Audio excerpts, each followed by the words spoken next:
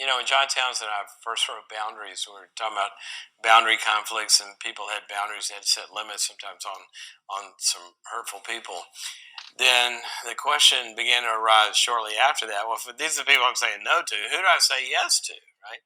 And so we started talking about, okay, well, let's talk about what's a safe person and what's an unsafe person.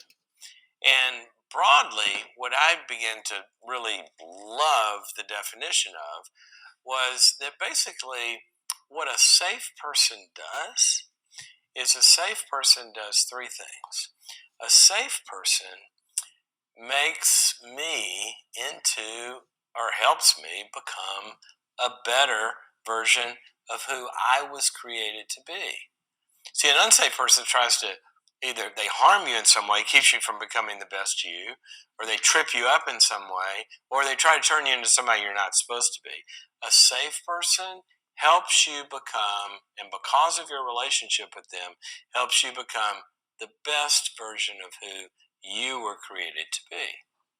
Second thing a safe person does is a safe person also helps you become more connected and able to connect and oriented towards connecting with other safe people. And why do we say that? Because here's what happens: love begets love. So let's say somebody grows up in a family and they're really loved and their family is a safe family and they help them become, you know, really healthy. What does that person do? They, because of that great family, they go out and they pick really good people. They become more relational. They become more in love with love, right? They become more investing in other good people. You come from an unsafe family and you learn patterns that don't move you towards becoming, attracted to good people. Sometimes you're attracted to destructive people, or you move away from people altogether. So what a safe person does is makes me more inclined to be able to connect and to want to connect and have the skills to connect with other safe people.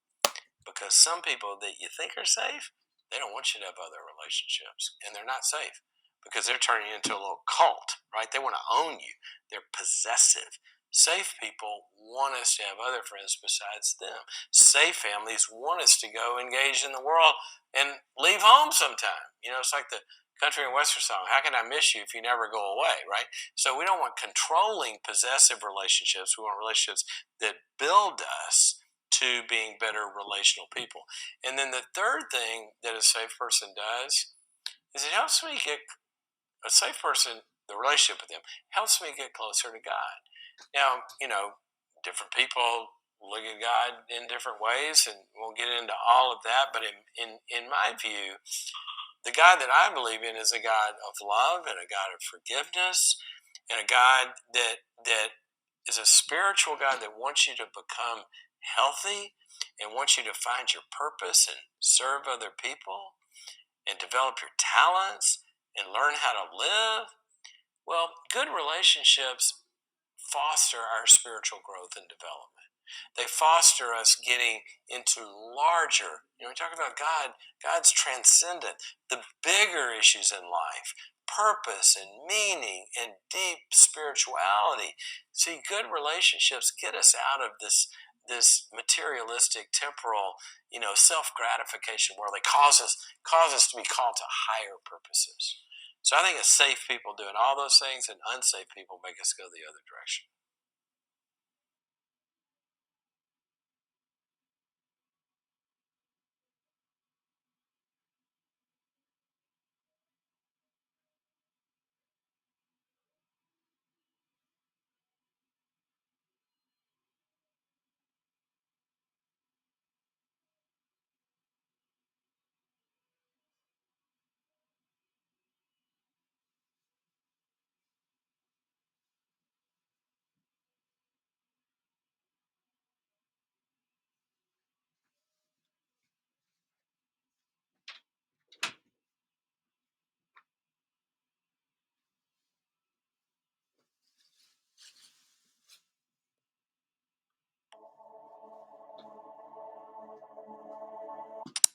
When we think about the term the damage caused by unsafe people, Um, you almost, in some ways, you can't overemphasize that or put it in bold print enough, because we know everything we know from research and from experience and from all great literature is that certain kinds of people enhance life and other kinds of people are destructive to life. And that's just true. It's true psychologically, it's true emotionally, it's true spiritually, it's true intellectually, it's true physically, it's true financially, it's true, in terms of economics, it's true in terms of culture. Life is about people and relationships, and one of the things we know from research is we are all connected, and the concentric circles of how close we are to people and the interactions we have people with people have a lot to do with how we end up. And from research, you surround yourself with healthy people, then your statistical chances of becoming more healthy are much greater than if you're surrounded by dysfunctional people. So when we talk about damage, it's a real thing. Now, here's the deal. We live in a world that doesn't have safe people all the time, right? In fact, none of us is safe all the time. Sometimes we react to each other. Sometimes we step on each other's toes. Sometimes we treat each other poorly and wish I hadn't done that or whatever. And so even you know, good people can become unsafe people, but hopefully they have the capacity to observe that and then say, "Gosh, I'm sorry," and empathize and change. So basically, when we think about the damage, here's where we're going to see it happening. Safe people help us become more trusting and more invested in people, in good people, and we need that to live. Unsafe people break our trust, and they actually break the trust muscle. And so continued, abuse, control, degradation, all of that is going to erode our actual capacity to be able to invest. Another area, unsafe people tend to not promote freedom in other people, but they tend to promote bondage.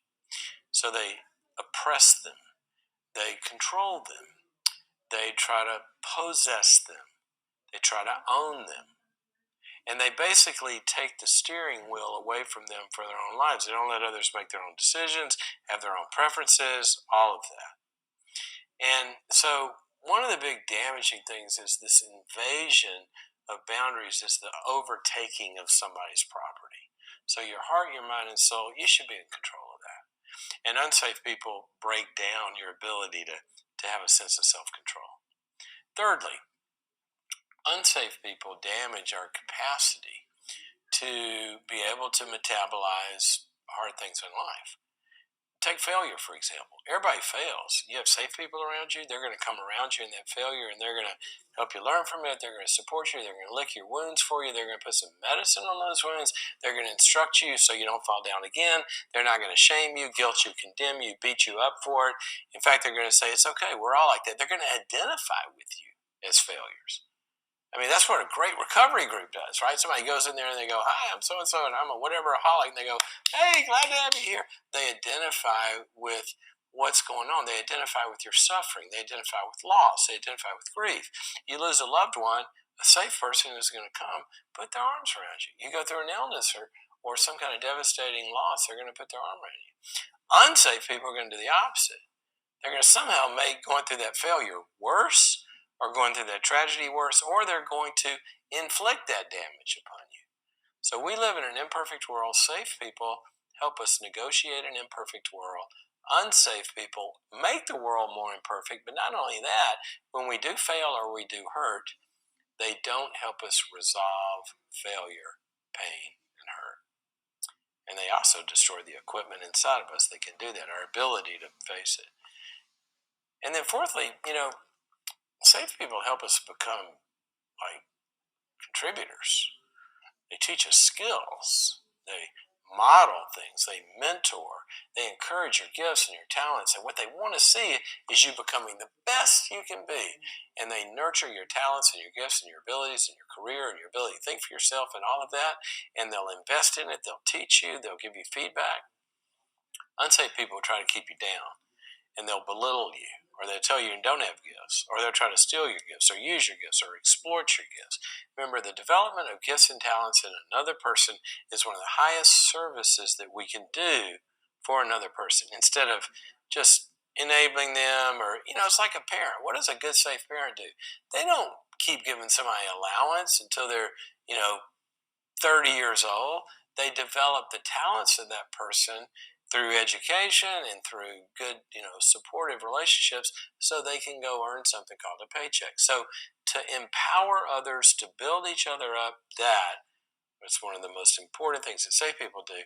But to damage those talents, to damage those gifts, is one of the most destructive things that unsafe people do.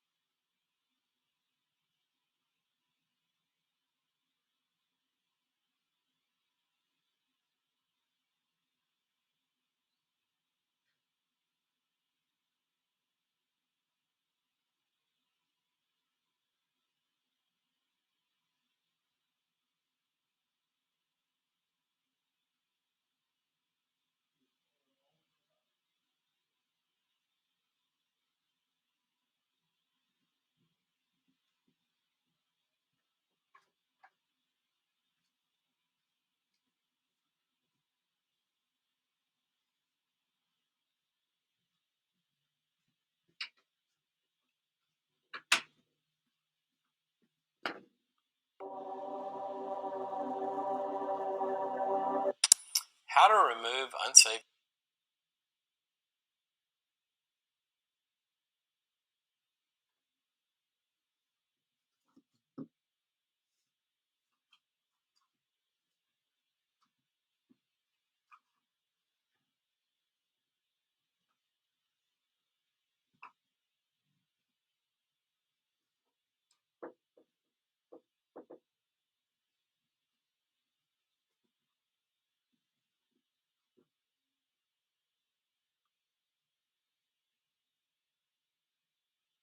And some, you should not try this at home by yourself, right? Because we're talking about unsafe people. We can talk about everything from, the cranky neighbor all the way to somebody that's really, really dangerous, really, really abusive, really, really, really criminally destructive. So we got a whole continuum here, okay? But let's start with the most basic principle. Becoming a person that has had their senses trained. There's a Bible verse that says that solid food, and I think of solid food as mature life. Solid food, good relationships, careers, all that. Solid food is for the mature who, and I love this. It says who through practice or experience have had their senses trained to discern good from evil, to discern safe from unsafe. So we can't remove unsafety till we learn to recognize it. So that means that we're getting healthy. I was a bank teller once in college. I had a summer job as a bank teller. I actually got fired because I wrapped a 50s stack in a ones wrapper and gave it to some lady. Thought I gave her $50. I gave her 250. She never came back into my teller career. But in training a teller, you know what they do? They teach you to recognize counterfeit money. We don't want you taking any counterfeit money over the counter. But here's how they do it. They don't give you counterfeit money. They put you in a room and let you play with real money. Real money. Real money. Real money. You know what it feels like. You know what it smells like. You know what it looks like. Then a counterfeit one comes and that stands out. You go, whoa, something's wrong with that. You go to a healthy family and you bring in a weirdo and the 8-year old's going, what's wrong with that guy?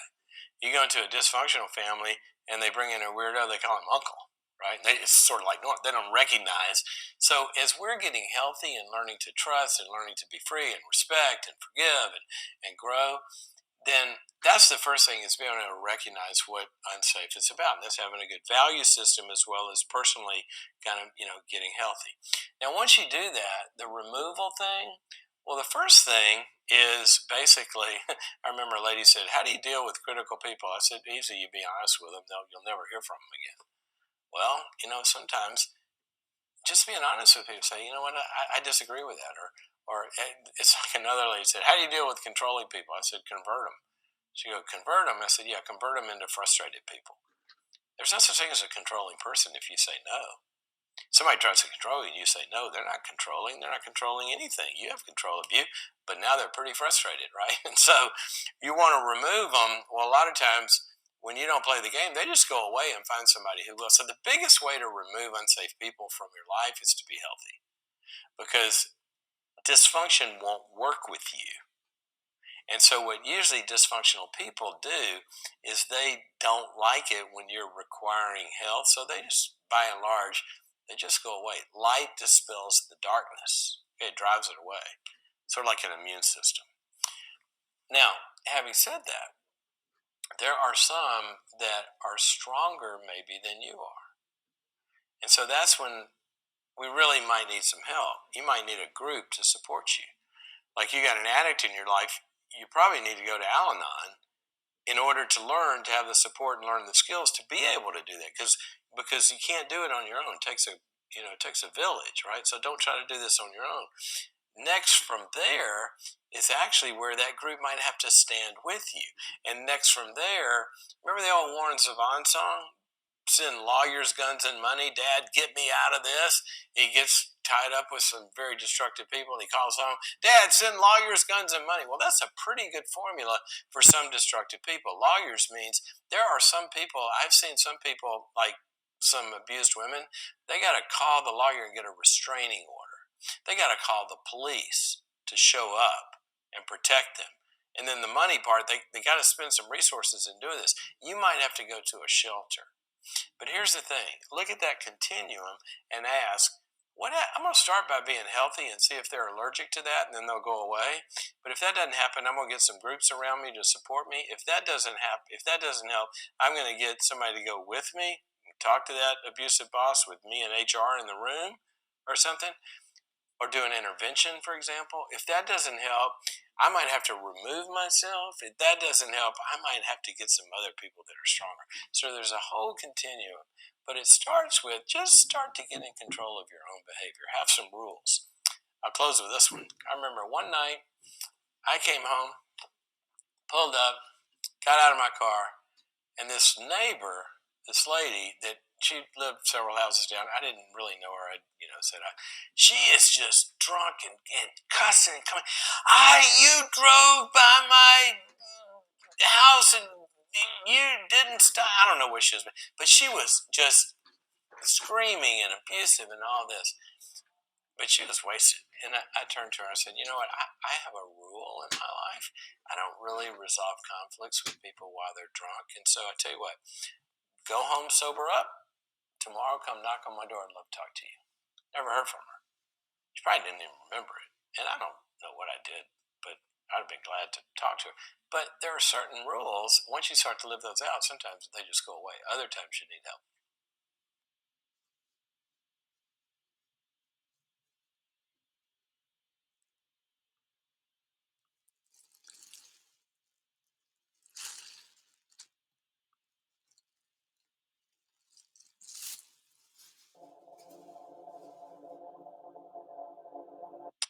Something I get asked sometimes is, can unsafe people change? Well, I hope so, or we live in a hopeless universe, right? That's called growth. It's called maturity. It's called repentance. It's called coming to the light out of the darkness. It's called awakening. It's called getting. We see this all the time. And if ever you've heard, a leopard can't change his spots, well, guess what? We're not leopards. We're people. And people's character can change. Now, sometimes we get confused because we think, well, character's fixed. Well, so is a building. Just because something's sturdy and fixed and it's not changing doesn't mean it can't go through a remodel. The question is, how do you take it through a remodel? So if somebody's unsafe, basically there's going to be some categories of these. Sometimes very good people do unsafe things because they're ignorant. They don't know. They've never had somebody love them enough to give them feedback. They're just going along, and the family's like nice family walking on eggshells. We don't threaten Uncle Joe. We're not going to tell him. And then later on, years later, Uncle Joe's kids won't talk to him, and he says, "Why didn't anybody ever tell me?" Or, "I didn't know I was being like that." Or, "I didn't know." We owe people the feedback. Love them enough to be honest. Okay. Now, sometimes that doesn't work, right? Then you're dealing with what I've termed foolish behavior. Foolish behavior is when somebody doesn't take feedback well, they get defensive and this, that, and the other. Can they change? Absolutely. Fools change every day. An addict is basically a fool. A fool is not somebody that's evil that's trying to inflict damage on somebody intentionally, but they're people that damage people unintentionally as collateral damage because what they're trying to avoid in their life is responsibility. They don't want to take responsibility for their own life, and it ends up ruining other people's lives and really can ruin them. An addict can ruin a family, but they're usually not trying to. What they're trying to do is avoid responsibility in their own life and not taking responsibility. How can they change? They don't change by you telling them.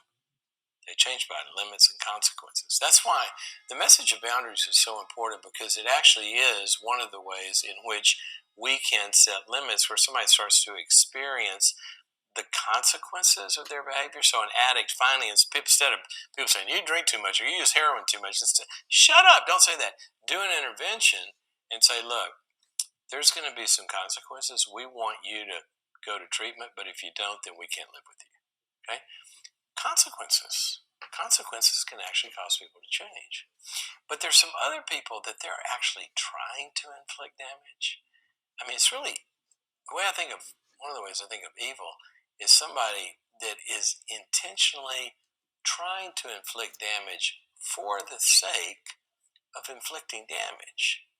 Okay? They're not listening, and there's not a lot you can do other than protect yourself. Now, sometimes when you protect yourself, there are people that are evil that end up in prison because we protected ourselves against it. We had to lock them away, right? And then in there, they kind of wake up, but you're not going to coach them out of that. So take that one off the table and go get safe first. Protect yourself.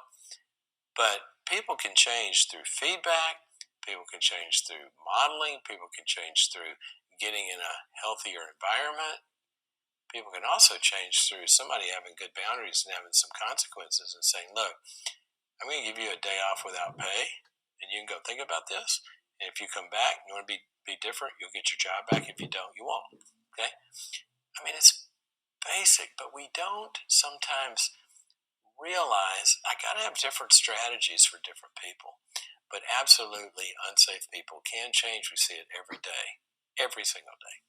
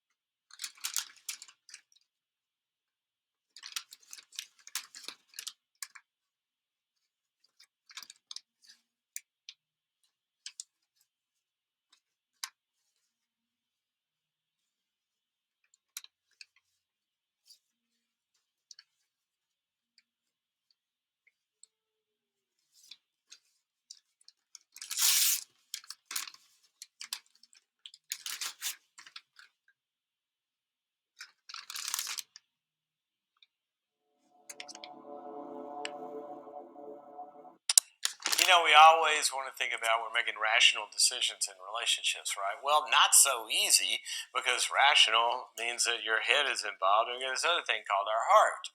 Now, who would want to live like Mr. Spock and just, I'm a robot, I only relate to certain kinds of people that meet this threshold?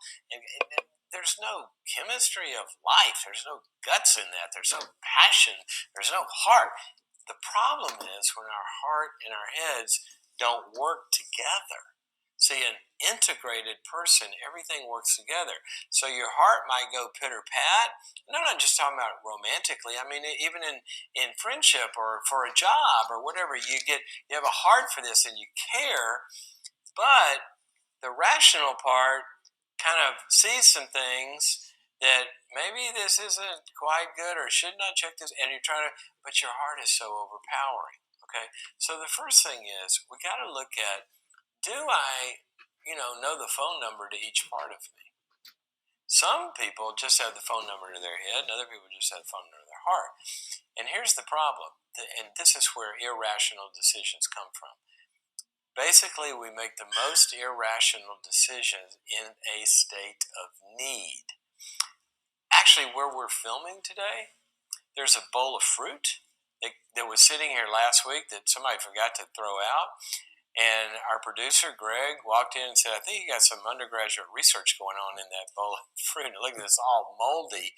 And it's just, really, really gross. But the comment he made after that was, I said, do you want something? He goes, I'd have to be pretty hungry to eat that. Perfect. You have to be pretty hungry to eat the toxic stuff, to make an irrational decision. And we know we do that. You get stranded on a desert island, you get lost in the woods, you get whatever. You start to say yes to stuff you normally wouldn't say yes to. We'll even eat bugs, right? Because why? The need is so great. So people with high need states make more irrational decisions. Now think about this. If you've got any single friends, how many times you heard a single friend, oh, I met the one. Oh my gosh, he or she is so amazing. Oh, we got to meet him. And you ask them over to dinner, and after dinner, you look at your friend and you go, are you kidding me? The guy's crazy, loony. They go, no, he's so awesome, or she's so awesome. What happened? They're alone. They feel empty. They haven't taken care of their basic needs for community and support, fulfillment, and all that. Where they're not happy being single. I don't mean it's wrong to be single and want to have a relationship. Of course, that's great, but it's another thing to be desperate. Okay, and desperation in any area, desperation for money makes stupid agreements. Desperation for a material thing, going deep into debt, desperation for a job, put up with stuff you wouldn't want. Get out of the desperation, and then your brain will start to have a little more equal voice at the table. Take care of your needs first. And that might mean for people, get in some healthy support systems and they will help you because you'll bring them over for dinner and they'll look at it and give you another set of eyes and some objective feedback. So we use our relationships as well when our eyes aren't thinking rationally.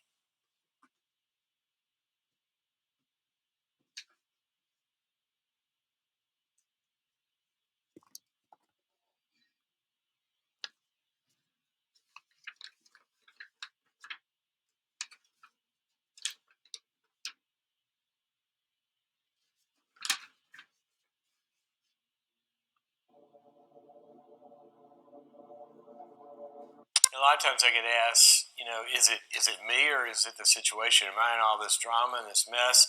Because that's just the circumstance I find myself in. With people that are a certain way, they're gossipers or they're judgmental or they're irresponsible or whatever, and that's what's making me miserable. I'm just in this, or am I in it because I've got this issue that kind of like is drawn to that? And the answer is I don't know. We'd have to talk because both are possible. Now think about this. You go into let's just take a room full of addicts, all right? Room full of addicts. There's somebody that finds themselves in that situation and they went there purposefully and it doesn't bother them, okay? They're called a rehab doctor. Now, what's the difference? They went in with a strong immune system. They can be around that drama, and they're actually there to overcome those problems with having something to bring to the party that's stronger than the situation. I want you to hear that. Stronger than the situation. There are people that can be in certain situations, and the situation does not taint them as much as they affect the situation. Okay? That's just true. A babysitter does that. A babysitter walks into a lot of drama, right? And if it's a good babysitter, the babysitter super nanny comes in, kind of affects the situation. You see less drama, but there's a ratio. How much strength and maturity do I bring to the circumstance so where it can't infect me? Or how much the opposite happens. There's other babysitters, they don't have what it takes. They don't have what Super Nanny has. They come in, they're tearing their hair out, and the kids are crazy by the end of the evening because the situation overcame them. So it's always kind of is algorithm the right word? It's a ratio of how strong am I to be able to affect the situation before it affects me, or how strong is the situation in relation to how strong I am, where it's going to infect me. Now, that changes, right? There are Navy SEALs that go into situations that I can't go into. You probably can't go into if you're not special ops, but they can handle it and they can come out unscathed. There are other situations where they do an assessment, even they move away. We'll get killed if we go over that hill. Okay? So it takes wisdom, it takes judgment. But sometimes, and here's what I want you to look at, you find some people that are kind of like have this magnet that are almost drawn to certain kinds of I remember a lady in a group said, I get it, I'm going to get boundaries. And they said, why? She said, I've had 9 abusive husbands and I'm not going to do that again. And one lady said, no, you haven't. You had 9 abusive husbands. You've had one husband with 9 different names. Light bulb went on. See, she was attracted to a certain type of person. She's attracted to certain kinds of chaos. When you learn what are my abilities for my people picker here? What am I drawn to? Then a lot of times what happens is you find your circumstances changing. It's really interesting. You hear all this stuff about why are you drawing all that into your life? Well, I don't know if we're drawing it into our life as much as we're finding things that actually fit with who we are. A fish is going to look for water. Find yourself in a good relationship on the dock, you start flopping around till you find water again. So that's the thing. Get healthy, get good boundaries, and bad circumstances won't work with you anymore, and they'll change or go away, or you'll say this isn't for me.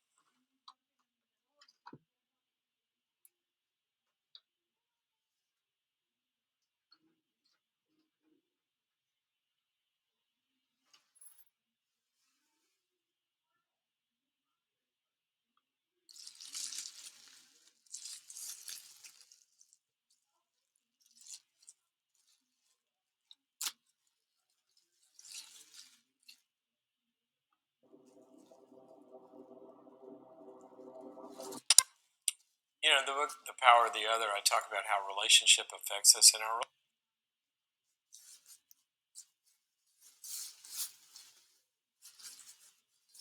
relationships are the most powerful thing in our life, for good and for bad. And I wrote a book with John Townsend called Safe People. And in that one, it talks about finding safe people, and how it's important to look for certain qualities. Now, here's the issue with that. People say, "How do I find these people? How do I find my corner four relationships?" And that's a great question, because we need to. And here's the answer: that you have to assess the results that you're getting in the method that you are currently using. Now, I'm going to say that again. What kind of results are you getting in the method that you're currently using? Okay, there are some people that, for whatever reason, they grew up in good relationships and avoiding bad ones, and they kind of have a people picker that works in their head, and they kind of naturally open up, and they find themselves, like at work meeting somebody and going to lunch, and they process things, and they go, gosh, the best friend at work kind of thing, or a group of them, or they find that at their church or their neighborhood, or whatever. And it kind of comes because, and I'm going to use a technical term here, they have the internal structure or programming to kind of be able to go make that happen. Okay, that's kind of normal. But sometimes the kind of power of the other that we need, we don't really find in that kind of a relationship, right? Maybe you're going through a depression and you need the power of a different kind of other than a friend can provide. Well, they're talking to the friend about feeling blue, and like I said, the method that you're working is not working. That's not working. Then what do we do? Well, we up the structure. Now, there's a word. Structure means, see, on the first example, I was creating the relationships that I needed.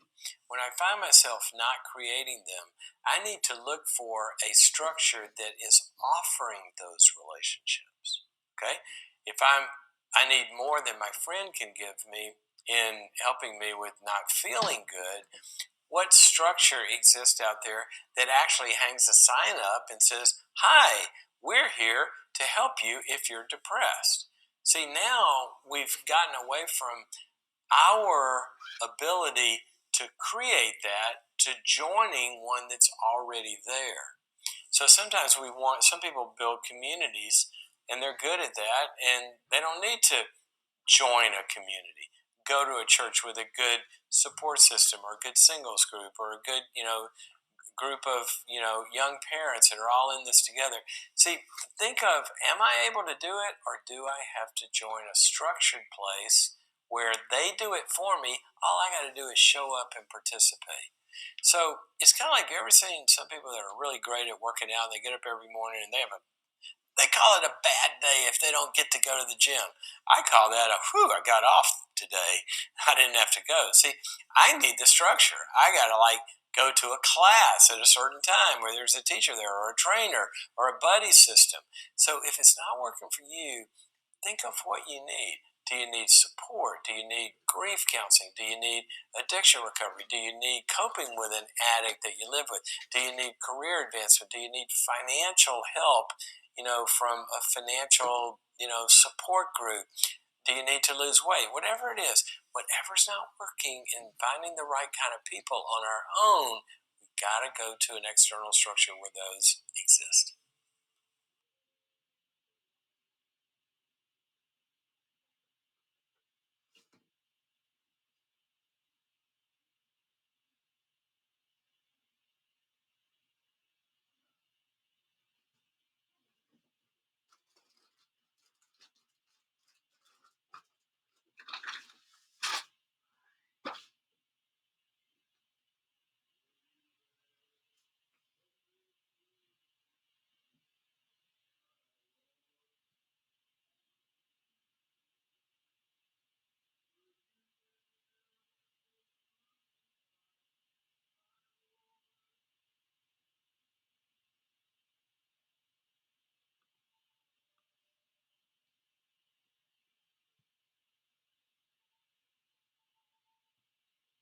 Hey everyone. There's no shortage of discussion when we talk about safe and unsafe people. The relationships within our circles have such an impact on our lives. It's understandable that we want to have the right tools and resources to preserve love and freedom. I hear it all the time. My ex was entitled. My mother in law is a narcissist. My husband is controlling. It can be difficult to set boundaries with individuals who display these traits, but it's not impossible. In the first course on this topic, we identify the elements associated with safe and unsafe behaviors, and after many requests, we're going to dive deeper and discuss how we honor our feelings when we're in relationships with unsafe people, and talk about the things that allow us to maintain our boundaries. In the end, we'll identify the things to look for when we make the difficult decision to maintain a relationship with an unsafe person. I hope this section of the path leaves you feeling encouraged and empowered. Cheers, Henry.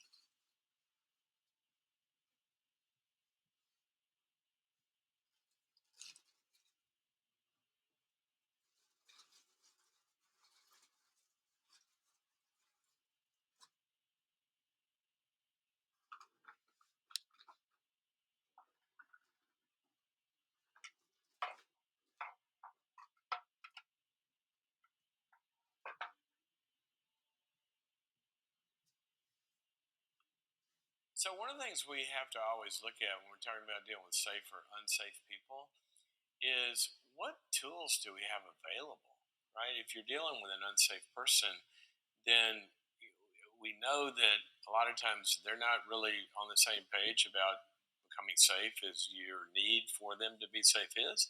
And so we got, a conflict here, right? So we, in order to not be powerless, because boundaries are about regaining your power as a person. But remember, in order to not be powerless, you've got to exert power in the only way that you have to exert power, and that is the power of self-control. It's what you can do. You can't be dependent on unsafe people to join the strategy of becoming safe.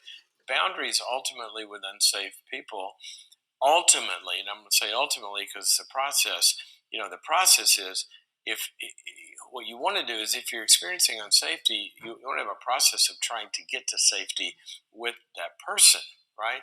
But ultimately, sometimes if they're not willing to engage in the process or aren't engaging in the process, then you still have the power of self control to where you can not have the unsafe person able to do their unsafety, which they continue in on your head, okay, or on your body, or in your finances, or whatever it is.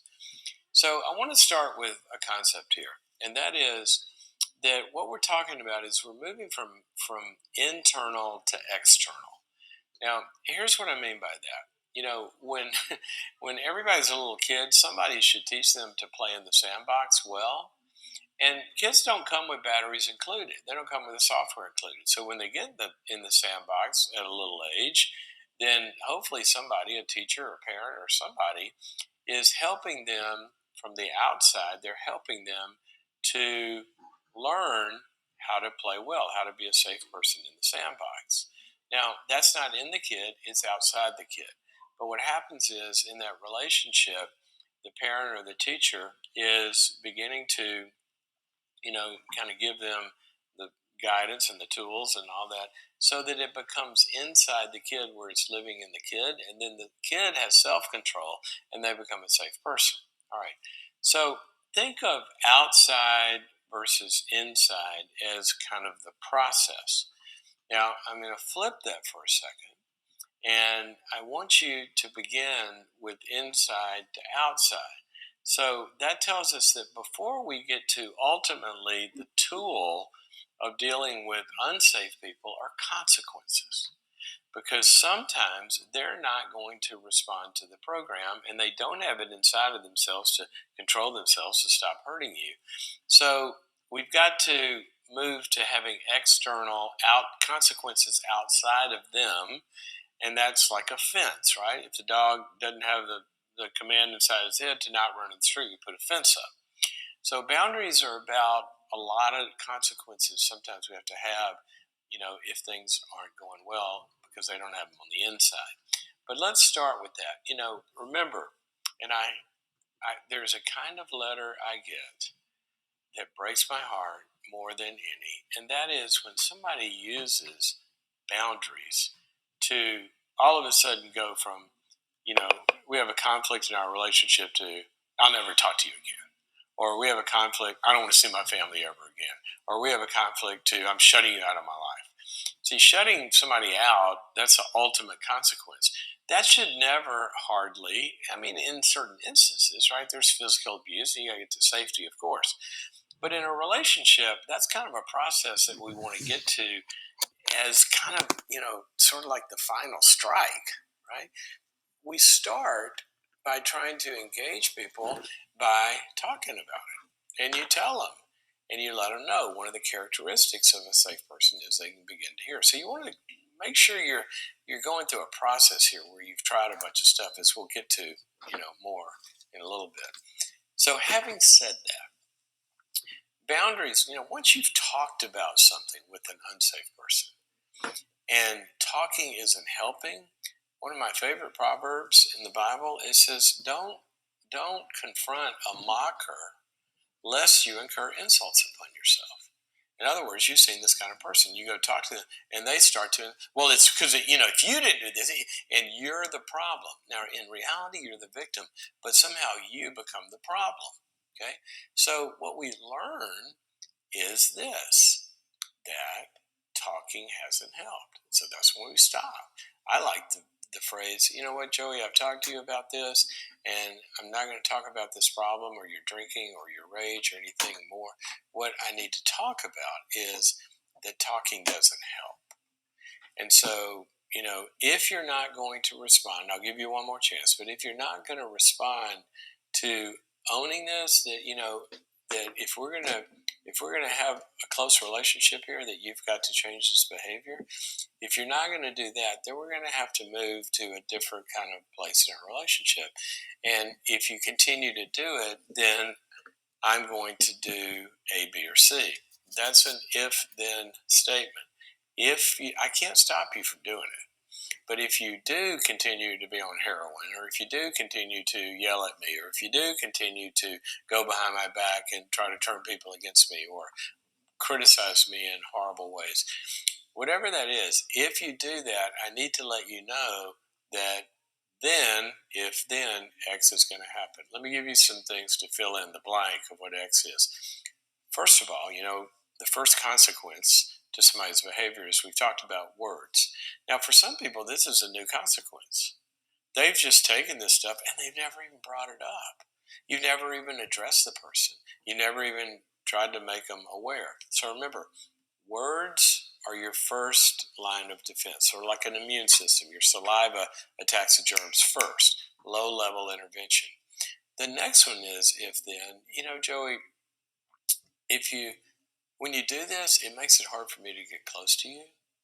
And so what I'm going to have to do is, if you do this again, you'll notice that I'm going to kind of be emotionally kind of keeping my distance a little bit, and I won't be sharing with you or being as vulnerable or being as close, because I just can't do it. It hurts me too bad. And I don't want it to be that way, but I'll have to trust you less. I'll have to keep it surfacey or whatever. I just can't get into, that kind of vulnerability. So it's emotional. We withhold our hearts. Proverbs says that a wise person sees danger and hides himself. Well, sometimes we have to hide certain parts of our heart if somebody is going to hurt them. So emotional. The next diff then is it might be a physical limit. Now, I'm not talking about separation yet. What I'm talking about is like a timeout. Okay. You know what? When you get in that mood, it really hurts me to be around you. So I'm just going to have to go to Susie's and go watch a movie, or I'm going to go be in the other room. If you can talk about it without yelling at me or whatever, I'll be glad to do that. But, getting a physical separation, not a I'm done with you separation, but removing yourself from the situation. I remember I lived on a cul-de-sac one time, and I parked the car, and one night, and the lady didn't like how I parked it, or something. And excuse me, my eyes scratching there. And she comes out, and she's just like screaming at me, but she's clearly drunk. I mean, out of her mind drunk. Well, I know. I mean, I'm a psychologist. I used to run treatment centers. You don't talk to a drunk. Nothing's happening there. So I told her, you know what? I'd love to talk about this, but I don't talk to people when they're inebriated or when they're screaming at me. So I'm going to leave this conversation and knock on my door tomorrow if you'd like to talk about it. So there's a physical separation. I don't mean like the big separation, but I mean timeout. You can remove yourself. I've done this in meetings where they get contentious when I'm a consultant, and I go, "Hey guys, just let's take a 15-minute break. Everybody go back to their office, take a chill pill. We'll come back and start over." So some kind of timeout. The third one is involves other people. A good consequence. If we can't resolve this, then I want Susie to come in here, and I'll only talk to you about this again if the pastor or the boss or HR or a friend or another relative brings somebody into it. Okay. Other people, and you see the greatest example of this is in very contentious, difficult situations. Someone learns the phrase, "You know what? Be glad to communicate with you, but that'll only be done through my attorney. Goodbye." Okay. So, or have the attorney in the room. So there's safety in help in bringing other people in to contain this. So a consequence may be in a marriage, for example. You know what? I want to talk about this. I want to resolve this, but I'll only talk about it with the counselor. Okay. So other people can help you to contain that. That becomes a big consequence for some people because okay, I'll work it out with you, right? The next one is the separation. Ultimately, what we sometimes, you take this with addicts. I've talked about it before. That we've talked about this. We've blah blah blah blah blah. But you're refusing to get help. You're refusing to stop using the drug. I only want to live in a sober house, or I only will live in a nonviolent house, and I am going to choose to not see you or not be with you until you decide to go get some help, or until you go into treatment, or until the consequence is I've got to remove myself from you until some sort of change begins to happen. Okay, financial consequences. How many boundaries and questions do we get of families are being torn apart because somebody's controlling, irresponsible, or whatever, and somebody else is writing checks for that? you know, Remember, the one that's writing the checks is the one that's got the power because it's your money. You're giving this for some reason, for a certain kind of result to happen. We don't give to irresponsibility. We give to people in need who take it and use it well and spend it well. They don't spend it on drugs or they don't spend it on whatever. And so if you hold the purse strings, then a good consequence is I'm not going to pay for dysfunction anymore. And I'm not going to pay for abuse anymore. I'm not going to pay for partying and not getting any grades. I'm going to give that money to somebody to fund their education, but it'll be the person that gets certain grades and meets certain goals, not parties it away. So financial consequences are another one of these. Then the whole thing that you're looking at in here is you're looking at leverage. What ability do you have to bring to the situation that the other person will begin to experience the pain of their own actions? So the old law sets in where we change when the pain of staying the same is greater than the pain of changing. There's a lot of different leverage, but consequences are a big part of this. And again, don't drop the nuclear bomb at the first infraction, right? So many people do that. They go, I've been taking this for so long, I'm done with you. That's not a process. That's not a path towards redemption. That's not a path towards any kind of reconciliation. All of us, if everybody treated us that way every time we had failed, none of us would be anywhere. Patience, perseverance, long suffering, all of that is so important. But that only starts when somebody's agreed to go with us down that path of being patient with them while they try, being long suffering with them while they're on the path to get sober, being long suffering with them while they gain some impulse control. Because then we're partners. I can be patient with a partner. You don't be patient with somebody that is not in the process.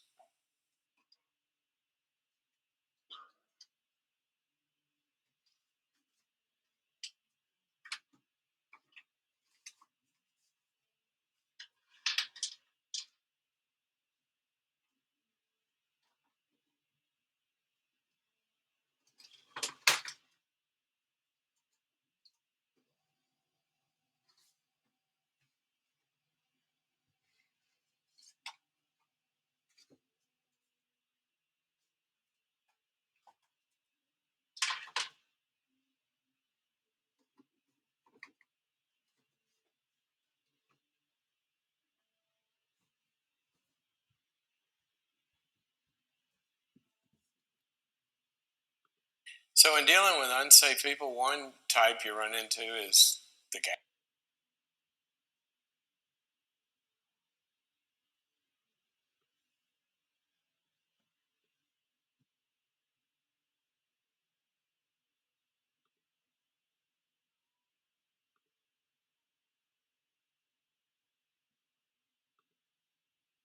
So, in dealing with unsafe people, one type you run into is the gaslighter, right? They do what's called gaslighting. If you look it up, it's psychological manipulation to make somebody question their own reality.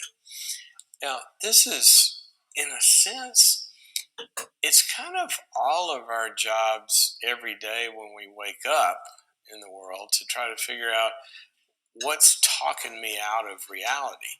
Because there's a lot of input that we get that'll cause us to question our own sanity or question our grasp on reality. And let me start with this.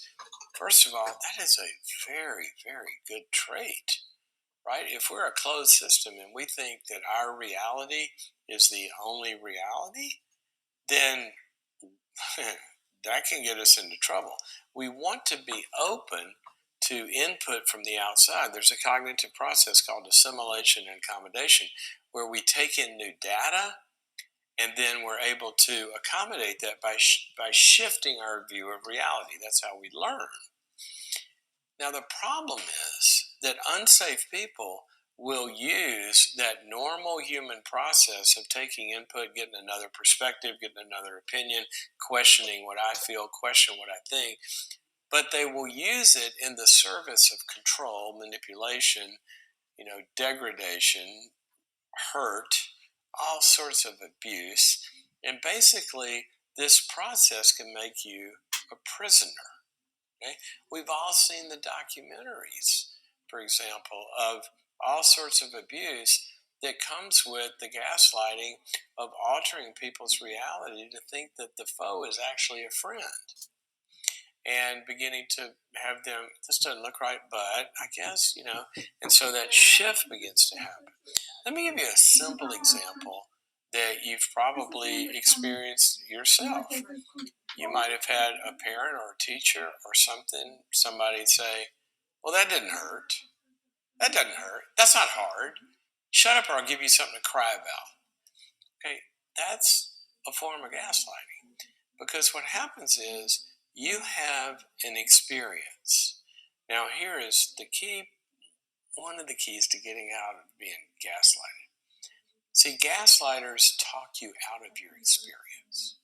One of my favorite verses in the Bible is in the book of Hebrews. It says this: solid food is for the mature. Okay, now think about this. Solid food. When we're babies, we don't eat solid food until we can metabolize it. Solid food is for the mature. Relationships are solid food. That's for mature people. We don't allow children to get married, for example. Careers, that's solid food. Being on some kind of team, that's a solid food. But all of that can only be metabolized by maturity. Now, here's the second half of that verse, which I love. Solid food is for the mature who, are you ready for this? Through practice, have had their senses trained to discern good from evil.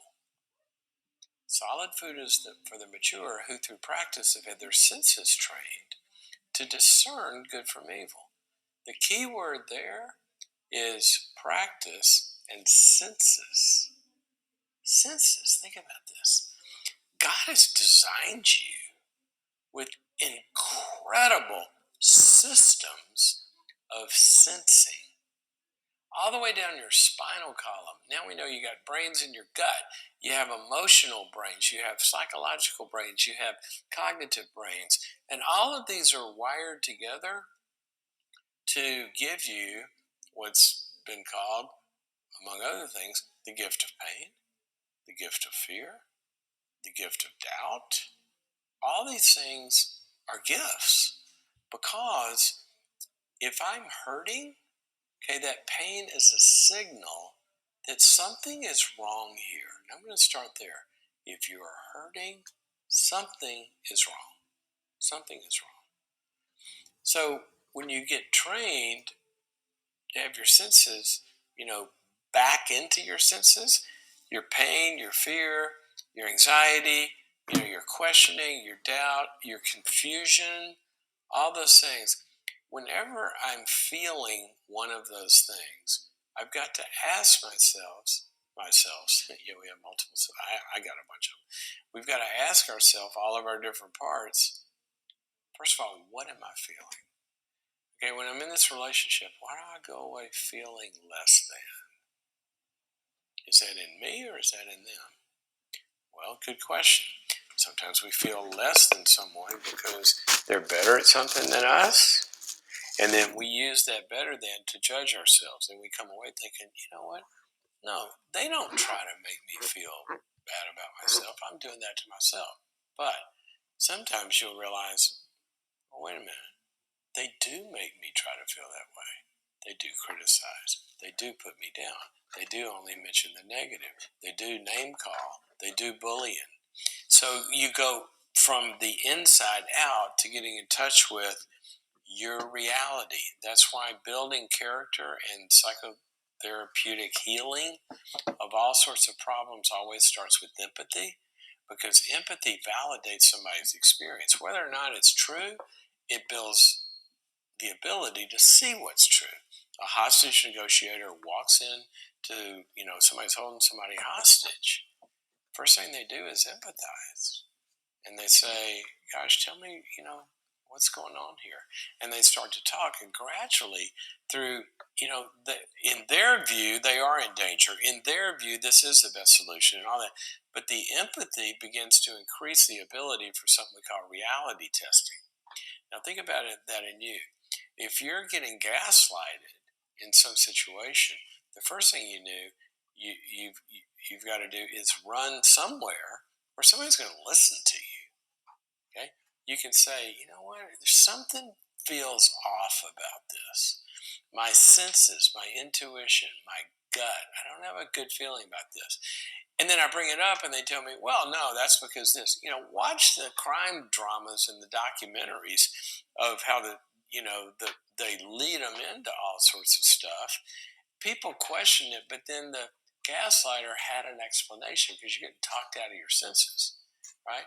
But you can only get talked out of your senses if that's the only input you're getting. go and talk to a third party.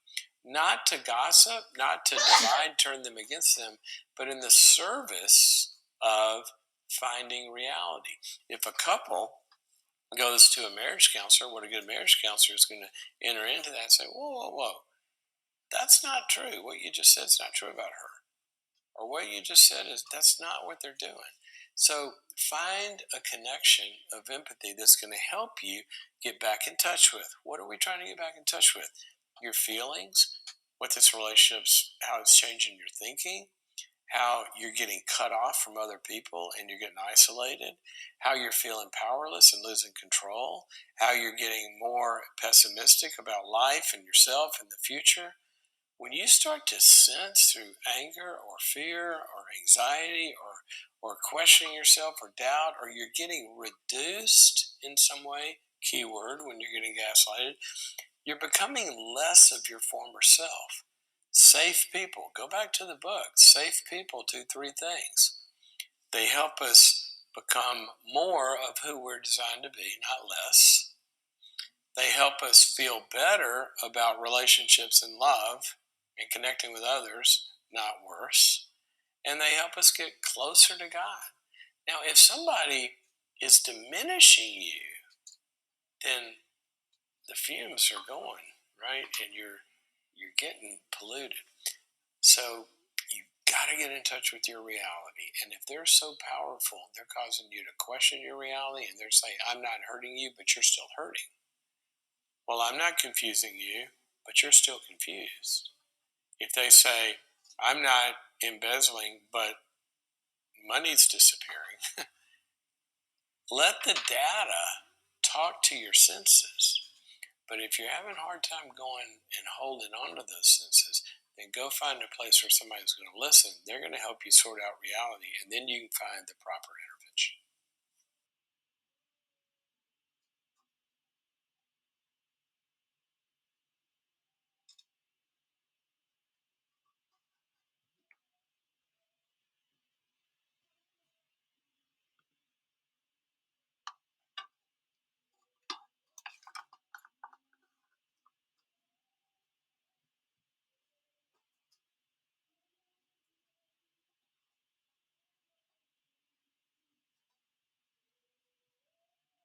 So we're talking about unsafe and safe people and kind of where we go from here and what kind of future we have. I wrote a book called Necessary Endings. So I want you to think about that title, Necessary Endings. Now, what that means is something's happened in this relationship that it's necessary for that to end in order for me to have the future that I need and that I want. In other words, something's going on today that doesn't fit the future that I'm envisioning for myself. And for me to get there, then what's going on today has got to end. It's necessary that it end. All right, so that's what we're talking about. The first line of the book says, today may be the biggest enemy of your tomorrow. All right, so where it goes from there, I won't, outline the whole book. But it gets to a section in there where the key tool has got to be, how do we know when to have hope in a relationship and when not to? Okay, now put the relationship aside for 1 second, because what we're talking about here, sometimes it's not do we end the relationship, sometimes it's do we end a pattern of how I'm interacting with a relationship. Sometimes a necessary ending that's got to happen is the codependent saying, I need a necessary ending to my enabling behavior. Okay, so sometimes it starts with us. I need a necessary ending to my reactions. I need a necessary ending to not speaking up. I need a necessary ending to trying to fight this alone. So we start with ourselves. But once we look at the relationship itself, the question is, we know that, we're in a relationship. We know that this pattern has got to end, right? So we've got to figure out, when do I have hope that they can get better or will get better? I think, pretty much everybody can get better, but, for whatever reason, why do I have hope that I should continue to spend energy and time and investment with this person in the position I've got them in, or if you're a boss or a team, the position that you're depending on that player to have in that position, you need a quarterback that can hold on to the ball and they're not. Or in a friendship or extended family, we really need for Uncle Joe to show up at Thanksgiving and not, drink 20 vodkas and start screaming at our kids. We really need for that to end. But how do we have hope that it's going to be different next Thanksgiving? Do we invite him this year? Do I go further? Remember this phrase: hope spends time and energy. Hope spends time and energy. If we're hoping that somebody's going to change, then what do? We spend more time and energy going down that same road.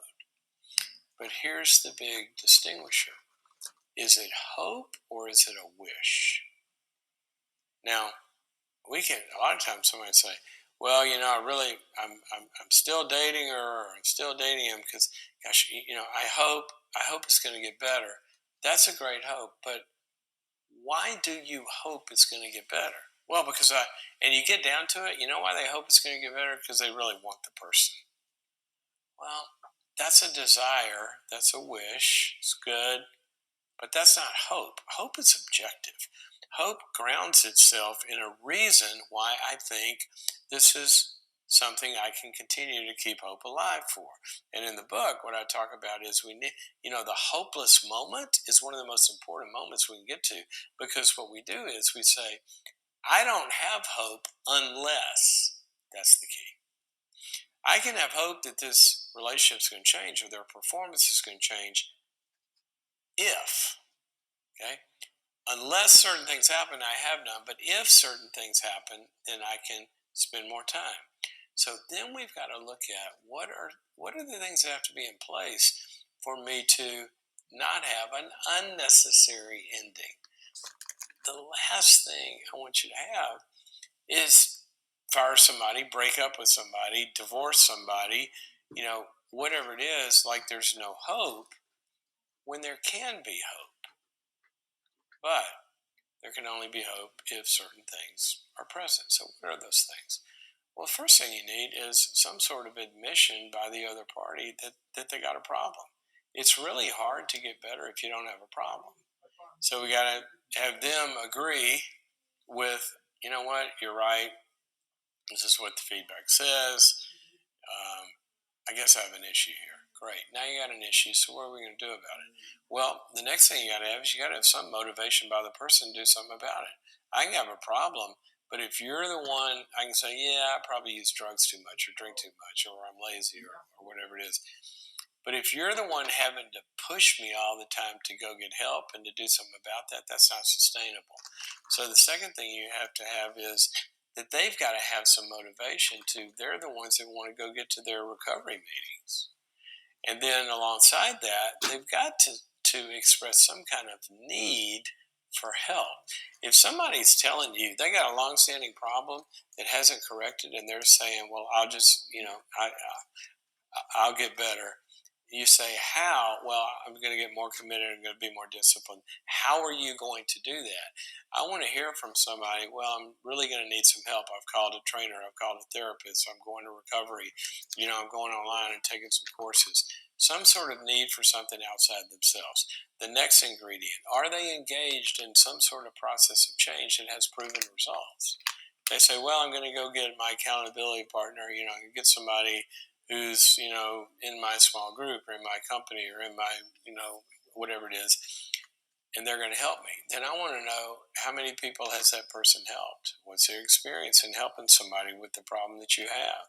Is this a proven system of change? Can we trust it? This is why, for example, when you go on the internet, you can find, all sorts of advertisements for things and ads and commercials and all of that. If they're just appealing to your emotions, that's one way. But you'll see a lot of them, what they'll do is they have published results. There have been clinical trials, or they have valid testimonies, not at the bottom of the screen. This is an actor.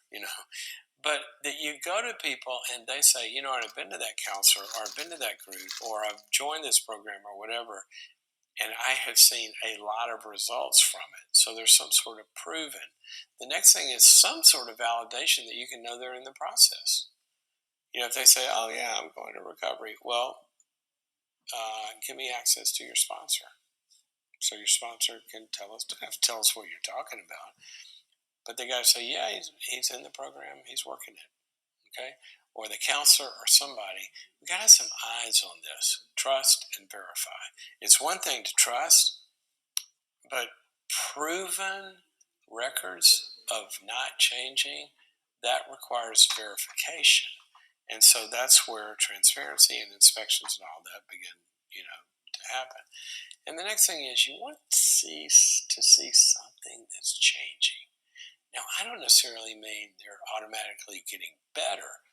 They may be getting worse in a good way, but you're seeing some movement. If somebody says somebody's just a jerk, and they finally decide to get some therapy, you may see them getting confused and kind of getting depressed or whatever. Well, that's change. See, we're seeing movement. And if it's happening in a good way, which again we can verify, then what the therapist is going to say is, yeah, we got some movement here. But if you just continue to see nothing changing, even when they're in the process, then we either change processes or question whether or not they're serious about this. So when you begin to get objective with an unsafe person, please, please try to be a redemptive force out there. Don't just write off your family because they got issues or because they've hurt you or other people. We always want to do everything we can to try to make it better. But we're not going to make it better with an unsafe person if they're not getting in the program. And there's got to be some sort of reason to hope that's going to get better. That's when we have the hope.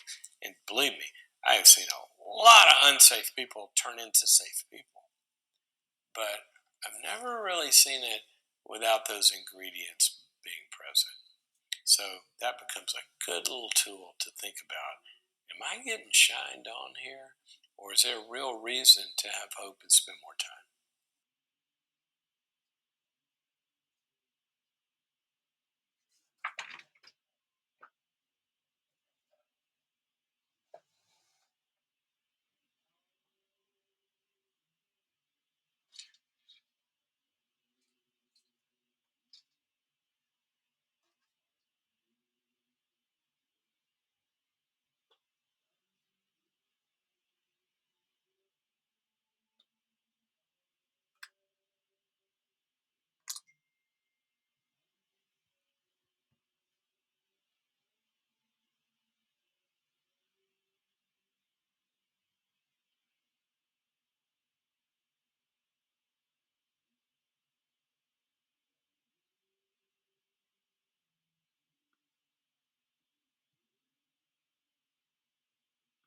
When I hear about someone who's in a relationship with a narcissist, I most often hear that they feel stuck. And these feelings of stuck tell me that someone whose life is affected by a narcissist believes they don't have choices in dealing with a narcissist because many times, the narcissist is a close relative or a spouse. It's a sad thing when someone feels their freedom has been taken away from them. But I want to remind you that you always have choices, you always have options, and you always have the right to pursue freedom in your life. Sometimes we have to make decisions that we don't like, or that feel uncomfortable, but our ability to adapt and see the opportunity of choice is what gives us encouragement to pursue healing and fulfillment in our journey. You don't have to allow someone to have power over you. We're going to talk about what makes someone a narcissist, the different kinds of narcissism, how to normalize the feelings we have when they've been taken away from us, and how to move forward toward freedom and healing away from these unsafe relationships.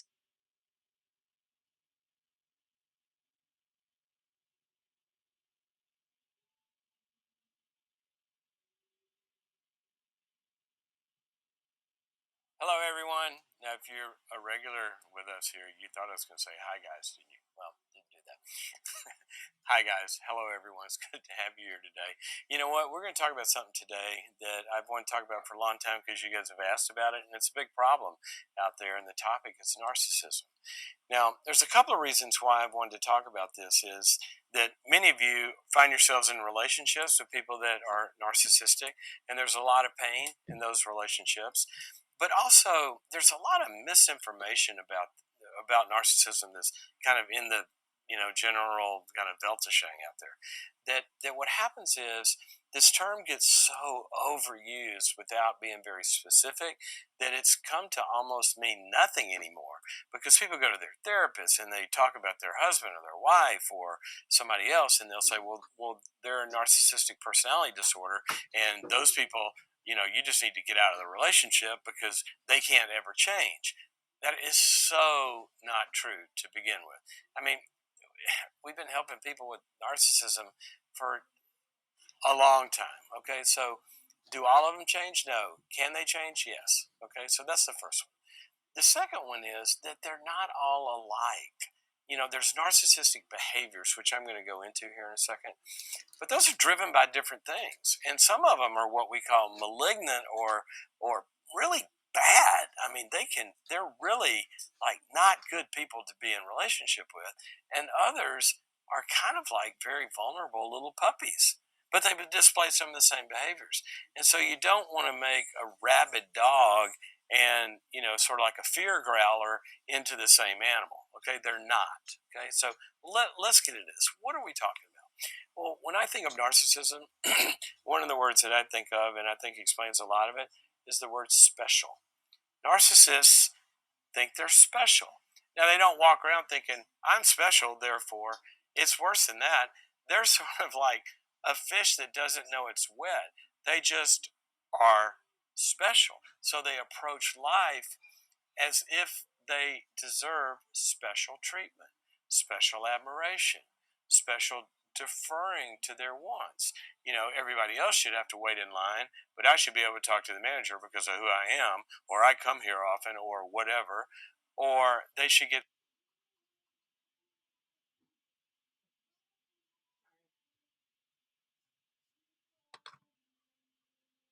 this, which basically they have a lot of envy, and what that means is that they define the good as that which they don't have. So they're always idealizing things that they don't have, right? And then when they get them, they're not good enough anymore because now I have it and I want more. And so there's this greed and this always having to have more, kind of always needing to have everything they don't have, and the next best this and the next best that, and all of that. Now, insecure people can do that as well, but what the envy does is it actually begins to make people bad who aren't serving them in some way. And it tears them down, and it spoils relationships, and they'll go from one relationship to another where they'll idealize somebody, but as soon as they have them, if they fail them in some way, they make them all bad and they move on. Leaves a lot of tattered relationships in their wake.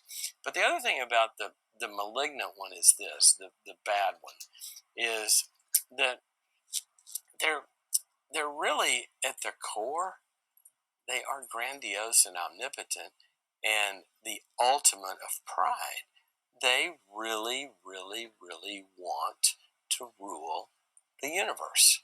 So everybody else is in their way, then they're going to take them down. They're going to hurt them. They're going to dispose of them. They really don't care. That's really gross. Now, they're going to have all the other symptoms as well, like being treated as special and wonderful and admired. As long as you're doing that, that's great. But if you don't, then boom. Okay, that's a different person. That kind of destructive, wanting to strike back and hurt people, or wanting to hurt people for their own end. Really bad. On the other side, though, you have people that are basically narcissistic because they're wounded. Really, they're ashamed. They have a lot of shame underneath it, so they build this needing to be admired, so they don't go into that narcissistic shame. See, this one, the bad one, you don't admire them, you don't worship them, and make them everything that the ruler of the universe. Then they'll kill you because they think they are the king of the universe. Over here, if you don't treat them special and this and the other, they get very wounded because underneath it all, they feel very small. Or a third one is it's somebody who has been treated special by a narcissistic parent since they were very little. They had a special talent. People do have special talents. They're a great musician, or they can sing, or they can, play sports, or this and the other.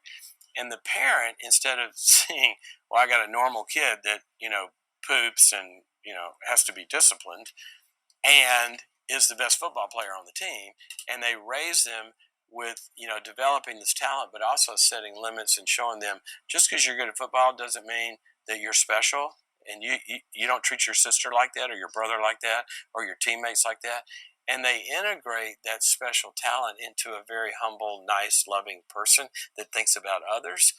Well, you get a narcissistic parent with a kid that's got a talent, and they're wanting to feel special about their special kid, and they turn them into the pageant queen at 3, or the sports whatever, and they're living their life through this worshiping this child. And what happens in that scenario is you get somebody that's really treated very special, and underneath it all is a kid that's never been seen.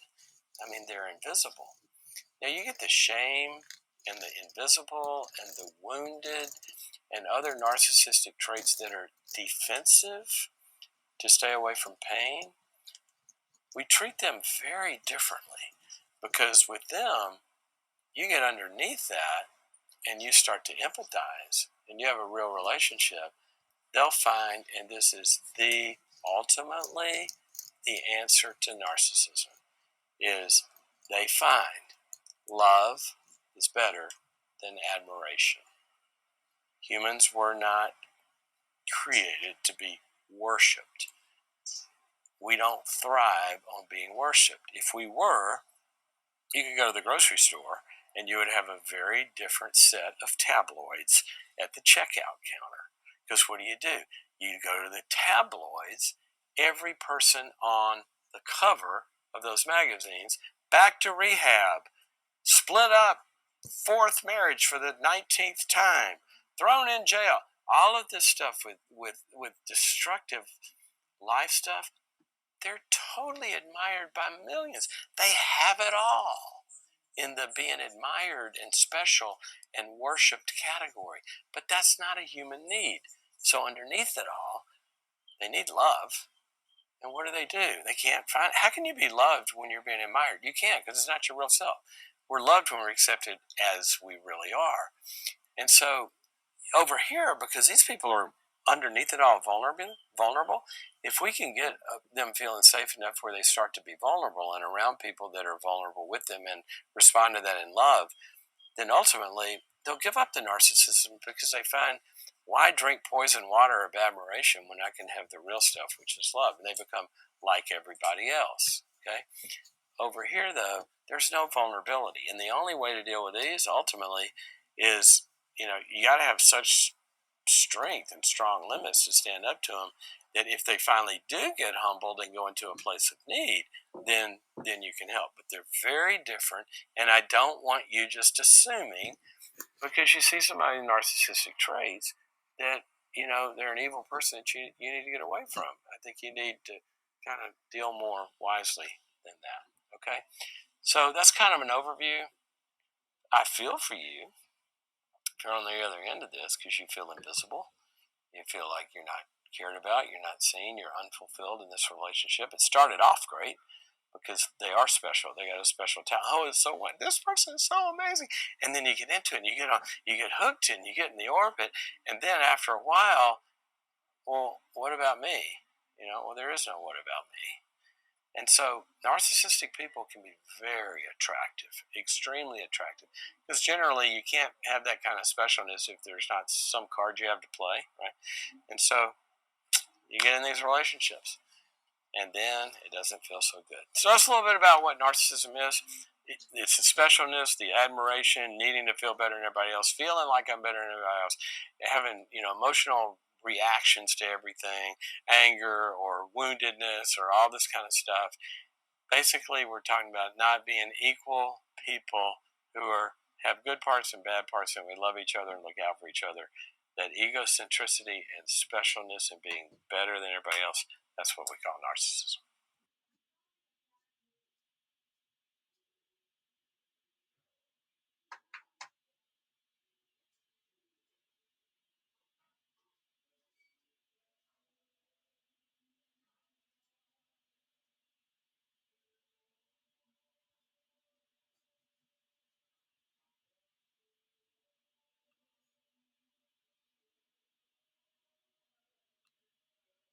Okay, so continuing here, we've talked about what narcissism is. This person needs to feel special, more special than you. They're entitled to more than you and everybody else. They really don't have self worth. They have inflated self, sort of like a currency that's inflated, so it's feels worthless on the other end. And they just are always looking to feel better, and they got to have the new best thing and the best this and the best that, and it just gets tiring. Okay, so you're on the other end of that. So what do you do? Well, first of all, it's good to know what you're dealing with. All right. So, first thing I want to do is I want to normalize your feelings, because you can't get strategic about dealing with emotions until you label them appropriately. Now, I'm going to say that again. You can't get strategic and smart and deal with your emotions in a relationship until you've labeled them and normalized them. So what happens is you're feeling on the other end of this, you feel disregarded, you feel ignored, you feel treated poorly, you feel condescended to, you feel like somebody's acting like they're superior and all of that. And here's the problem, because you're kind of normal, you expect other people to be normal. And so when they do that, you see that as something's wrong here. And so you'll react as if this is the worst part about it. First, for a while, you'll think something's wrong with you. You'll feel like not good enough around this person. Well, they're trying to make you feel not good enough inadvertently, because they're always trying to make themselves feel better. So, one of the chief characteristics that you're going to feel in this relationship that you need to normalize is when you feel like, I just feel less than. I feel like I'm not good enough. I feel like they feel like I'm not good enough. Okay, don't see that as something's wrong here, which it is, but see it as, oh, I feel that way for a reason, because that's kind of who they are. Okay, I feel ignored because you know what? This is somebody that doesn't really see my feelings, doesn't really see my needs. I feel unfulfilled. Of course you do, because they're not meeting those needs. So here's kind of when I say normalize this, I'm not saying that's good. I'm saying that you don't walk out into a rainstorm and start feeling like, what are you doing? Raining? Why? What is? How come I'm getting? You're in a rainstorm. Okay, that's what I mean by it's normal to get wet when it's raining. So when you're with somebody that's exhibiting narcissistic behavior and traits and all that, we still don't know where it comes from yet, but you're experiencing that. I want you to realize, oh, that's what this is. I'm feeling ignored because this person's kind of all about themselves. I'm feeling condescended to because they feel like they're special. So, what will that do?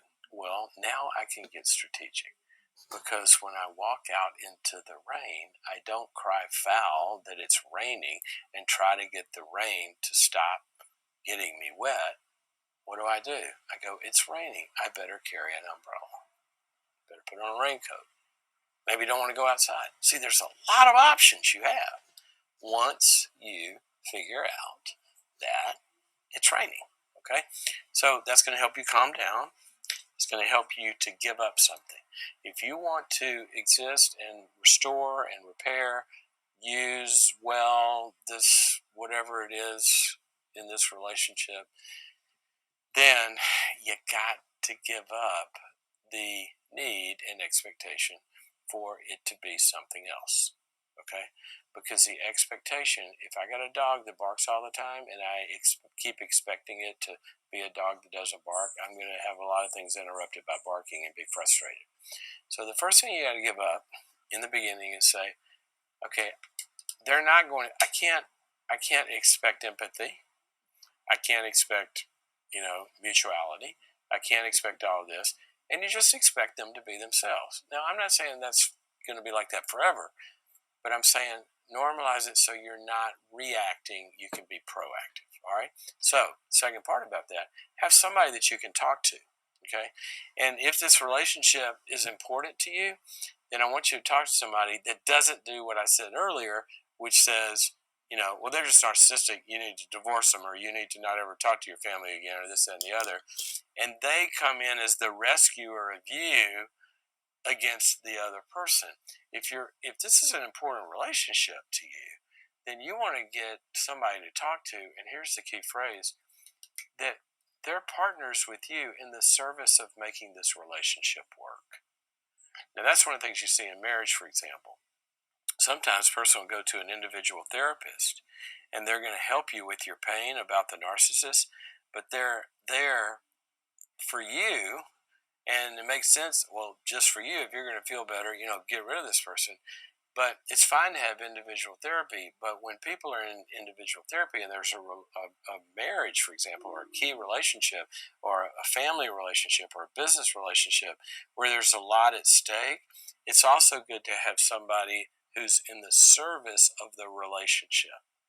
Okay? So make sure you're talking to somebody who's helping you in the service of trying to make this work. Sometimes that will mean, maybe the two of you getting together. So you normalize it and you get somewhere where you're not invisible, get somewhere where you're understood, but they're trying to help you with this. So then you start to think about, okay, so what am I going to do? All right, well, I wrote a book called Necessary Endings. And in that book, it's basically about that sometimes there are things in a relationship that is very necessary for those patterns to end if the relationship's going to thrive. Sometimes it's necessary for the relationship to end if you're going to thrive, right? And so it's important to know, who are we dealing with here? Now, one of the key ways that you begin to figure out who you're dealing with is you begin to do the most helpful things and that we know to do, and see if those things are helpful, right? So if you're going to, doctor's going to treat an illness, they give them the best we got, and if it doesn't respond, then there's a lot of other options. You got to, maybe you're dealing with a cancer that you can't make better. You got to cut it out or radiate it or something like that. So here's the thing. The first thing we want to do is stop reacting. Second thing you want to do is you want to begin to give a little bit of, let's call it feedback. And what I talked about in necessary endings is that you can really tell a lot about a person by how they respond to feedback.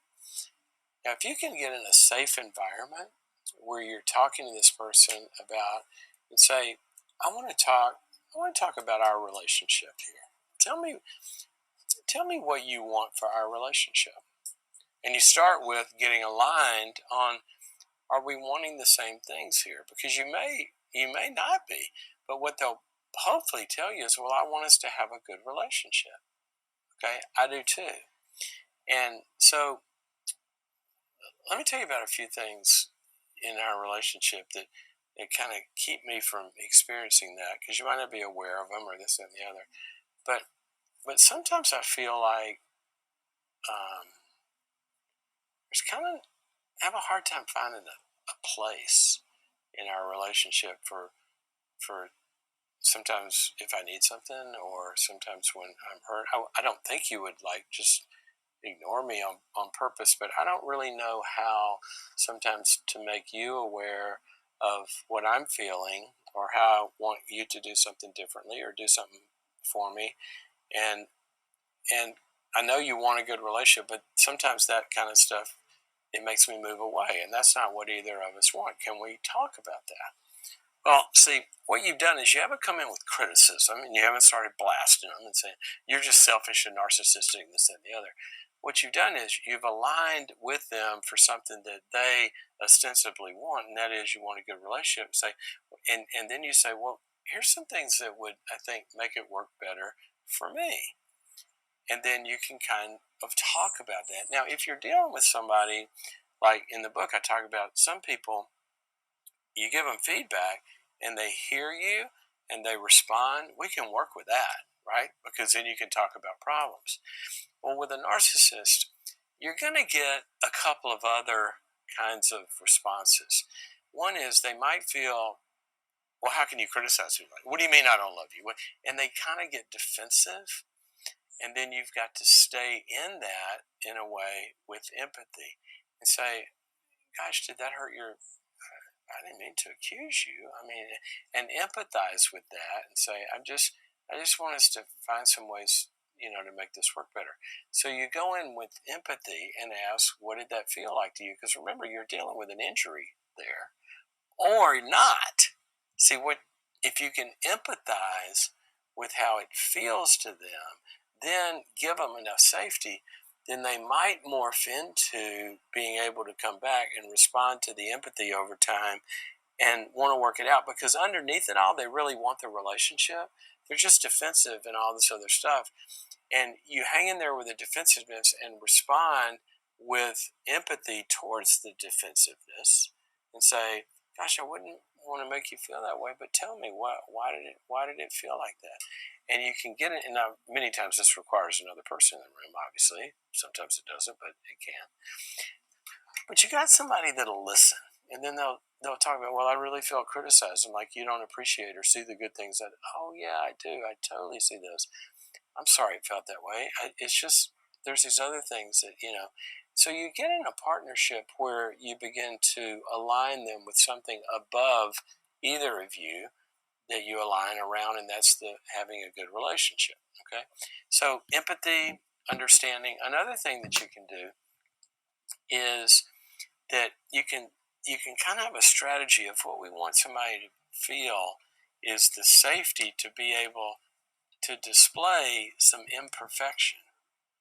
Because if somebody can begin to display some imperfection, like I've done, in business settings with narcissistic team members that there's a problem with, if I can get them in a team environment and have other people start to say, well, one of the things I struggle with, or one of the things I failed at, or this, that, and the other, they can kind of begin to say, oh, well, maybe this is a place I can lower my guard a little bit too.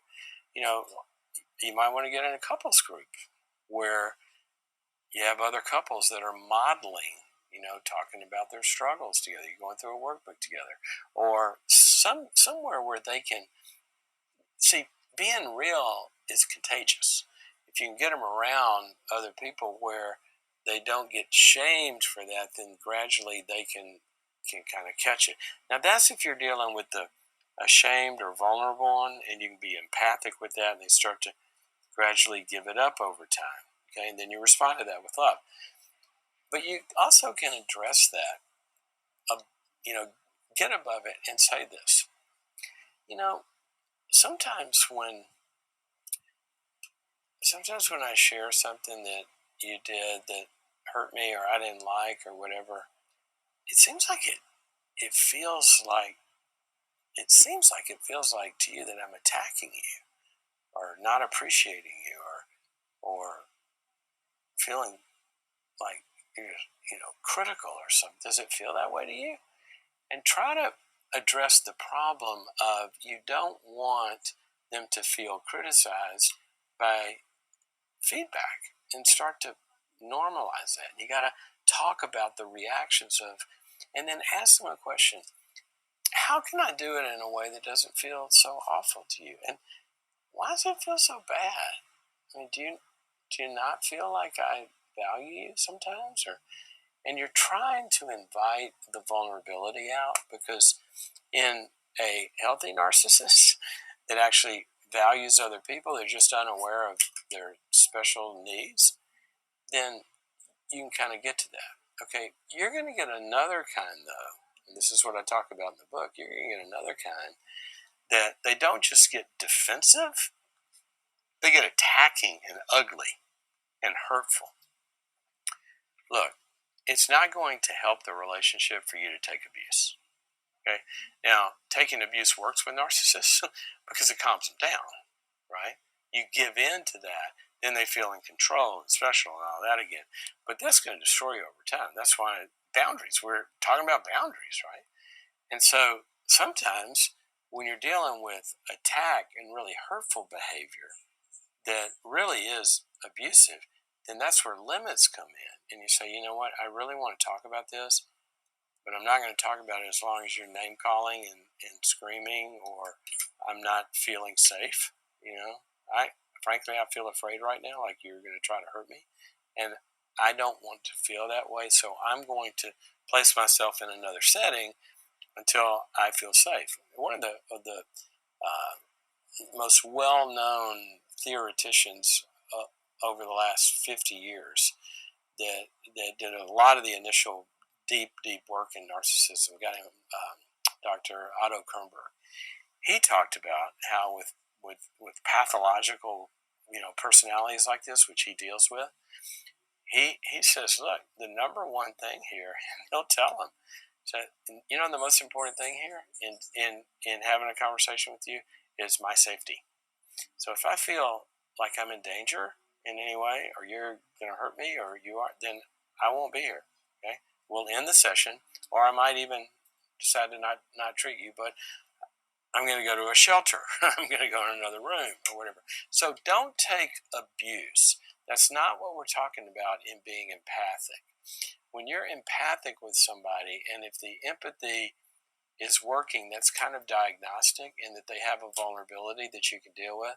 But if somebody's trying to hurt you, that's where boundaries and limits come in, and saying, I'll only talk about this with a therapist, or I'll only talk about this, in a safe environment. So boundaries come to play when you get the evil, destructive, like injurious behavior. Don't take that. That does not help them. Enabling over time. There's a proverb that says, if you rescue an angry man or an angry person, you'll only have to do it again tomorrow. So if you want 40 years of this, then just cater to their rage. Okay? It's not what I'm talking about. Limits and boundaries, saying, I'm not going to be treated like that, but I'd like to talk about it if you want to talk. So on the one hand, there's a protective role with narcissism. On the other hand, there's a healing role with narcissism. And if we can respond to an injured person, there's another proverb that says, a soft answer turns away wrath. Well, if you're talking about a vulnerable person and they're getting upset, and you respond, gosh, I'm so sorry, did that offend you in some way? And we're trying to get to the injury, then we can maybe get to another place. All right.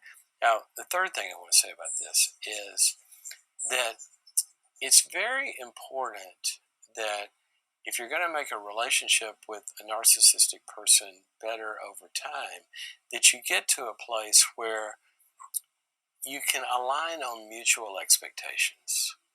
And so, for example, I've worked with couples before where I frankly just start to see, and I'll say that, it seems like everything y'all do, it's kind of because it's what he wants to do, where you live and what movies you see and where you go to. I'm not sensing that this is like really fair. I mean, do you want this to be all about you? And frankly, they usually say, well, no, I'm a very giving person. That's funny, but that's how they see themselves, right? And so then you start to say, well, why don't we add a little structure to it? Why don't we say, here's the times we do what I want, and here's the times we do what you want. And that's basically setting the developmental limits that mom or dad should have done with this special little terrorist from day one, because they catered to everything. But you've got to mix not catering with a place and a space to do that, and a lot of empathy. Okay? And then you're giving them love and limits at the same time. Typically, narcissistic people have never gotten love and limits at the same time. They've gotten what feels loving to them, special treatment, wonderful, you're everything. And then as soon as somebody gives a no or a limit, they get enraged. And so what do? They move the limit and go back to idealizing them. Oh, I'm sorry. And they cater to them. So they've never been able to integrate. What you're going to do is you say, well, I don't want to do that, but I need this, or I don't, no, I don't want to do that for you, or, and you give the limit. And then when they give their reaction, you hold the limit and say, well, I don't, I don't want to just not do that, but tell me, why does it hurt so bad? I don't mean to hurt you. See, we're giving love and limits and not molding at the same time. And so when narcissists can get a combination of empathy and understanding and limits and a place to start to be safe in being less than perfect and less than ideal, then a lot of times they do and can give that up. On the other side, if they just are going to be a rabid dog and try to attack you, then you can't help them until there are strong enough limits to where you're not going to tolerate that. So we're talking about a continuum here, and really not even a continuum. We're talking about two different. There's somebody with vulnerability and somebody that's got to be humbled and reduced to a place of vulnerability. Now, let me tell you this: it won't work with everybody. Okay, there are some people. They finally get the limits put on them. They get fired. They go to prison. That humbles them, and you see some people that get fired or go to prison or get broken up with after 10 relationships, and they finally think, maybe something's wrong with me, maybe it's not everybody else. You get others that go to prison and continue to live out evil, destructive behavior and never change. We can't guarantee that all of this works with everybody. What I can tell you is there are things that only these things work. And if somebody's going to change, it's because they got the limits that reduce them, or they got the empathy that gave them the safety to give up the grandiosity and to find out it's much more rewarding in life to have mutually loving and giving relationships than it is to be an object of admiration. So, you got them all across the spectrum. Now, here's the other factor in this: some of your relationships, there's a lot at stake. A marriage, a family, a extended family, a work relationship, somebody on your team. And obviously, you know, a stranger on the street or whatever, narcissistic rager, how much time are you going to spend trying to turn them around? Well, not as much as a spouse. So, one of the things you got to figure out is, what's my relationship here? Long term, what do I want? What am I willing to do? Because some relationships are worth it. Others, you know what? The best way, and we're going to talk about this in a further video, the best way to avoid, or the best way to fix a problem is to not have it in the first place. So we want to learn to recognize narcissism and not get in extended, deep ties with narcissists for a long time that are significant. But if you find yourself in one, then you have to ask the question, if this is a marriage or a significant work relationship or whatever, it's worth it. So there may be some real stuff I want to do here to make it better.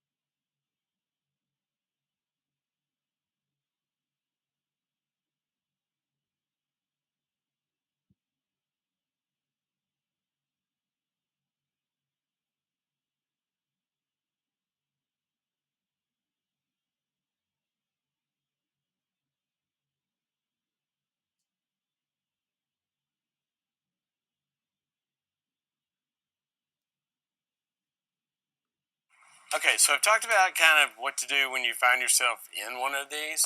But again, the best way to fix a problem is to not have it to begin with. So that means a couple of things.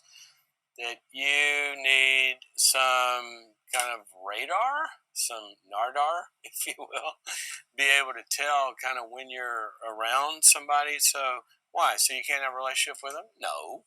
You're going to have relationships. You're going to have good relationships. In fact, when I think of all of my friends, if I got rid of the ones with narcissistic features, it would be so boring. I mean, there's so much fun and so much like creativity and this and the other. You just don't want to need anything from somebody like that, right? So you want to have appropriate levels of relationships with people based on who they are and what they have to give. Do I want to hang out with some of my really narcissistic friends at a party or a trip or whatever and enjoy all of who they are? Absolutely. But do I want to go to them for empathy in the dark night of the soul? No, not going to do that. Do I want to be in a business partnership where they're going to have to look out for my needs as well as their own? No, not going to do that. So or how about this? Do I want to be in some sort of relationship where learning and improvement is important with a narcissist? No, don't want to do that. Why? How's a narcissist going to learn if they can't take feedback? Okay, so all these things are very, very important. I'll tell you a story one time. I'll tell you a story that happened one time. I was consulting with a board of directors of a company, and they had gotten down to the final candidate for the new CEO, and everybody was just, I couldn't wait to meet the guy. I mean, he was so incredible the way the search committee described him, this, that, and the other. Well, so they asked me to be there in the meeting, the final board interview of the candidate. He comes in, so he gives his presentation, and everybody was just wowed by, I mean, so stuff he talked about that he could do and all of this. And so then, after the presentation and all of that, they turned it to questions. And so they were asking about strategy and what he was going to, plans. And so I had a question. I felt like, and this is a key part of dealing with the narcissist, tune into your own feelings. I felt like I wanted to take a shower, actually. I mean, I felt like the guy there was just something that felt like snake oil a little bit, like I was being worked. And so I started to kind of feel that, and this guy just coming across like he's God's gift to everything. So I said, "Yeah, I have a question." So we've talked a lot about your strengths and things you can bring to the company. What? Tell me about your top two weaknesses and how you think in this new role those weaknesses might affect the role and affect the company, and kind of how you manage those and this, that, and the other.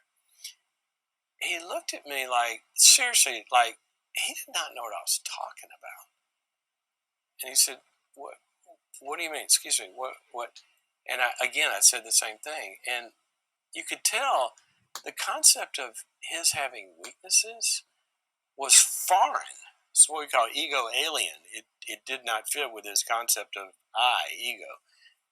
And I said, things that you struggle with or might, and he goes, well, yeah, well, I do tend to be, I'm such a charger and go after big things and try that sometimes, sometimes some people can feel left behind. And I said, um, I'm sorry, that sounds like a strength to me, not a weakness. You mean you're so good that everybody else feels not as good? And so I kept trying to get to one, and I didn't want to like cause a big scene, but kind of finally it didn't go anywhere and went to other questions, and so he left the room. It's time for discussion. And everybody, yes, they're voting yes. And I said, please put it in the minutes and the record that I'm telling you, no, do not hire this guy. And they're like, what? I said, he's never made a mistake. He's never lost. He's never been a problem. He's never had a failure in his eyes. Now, we know that's not true, but in his eyes.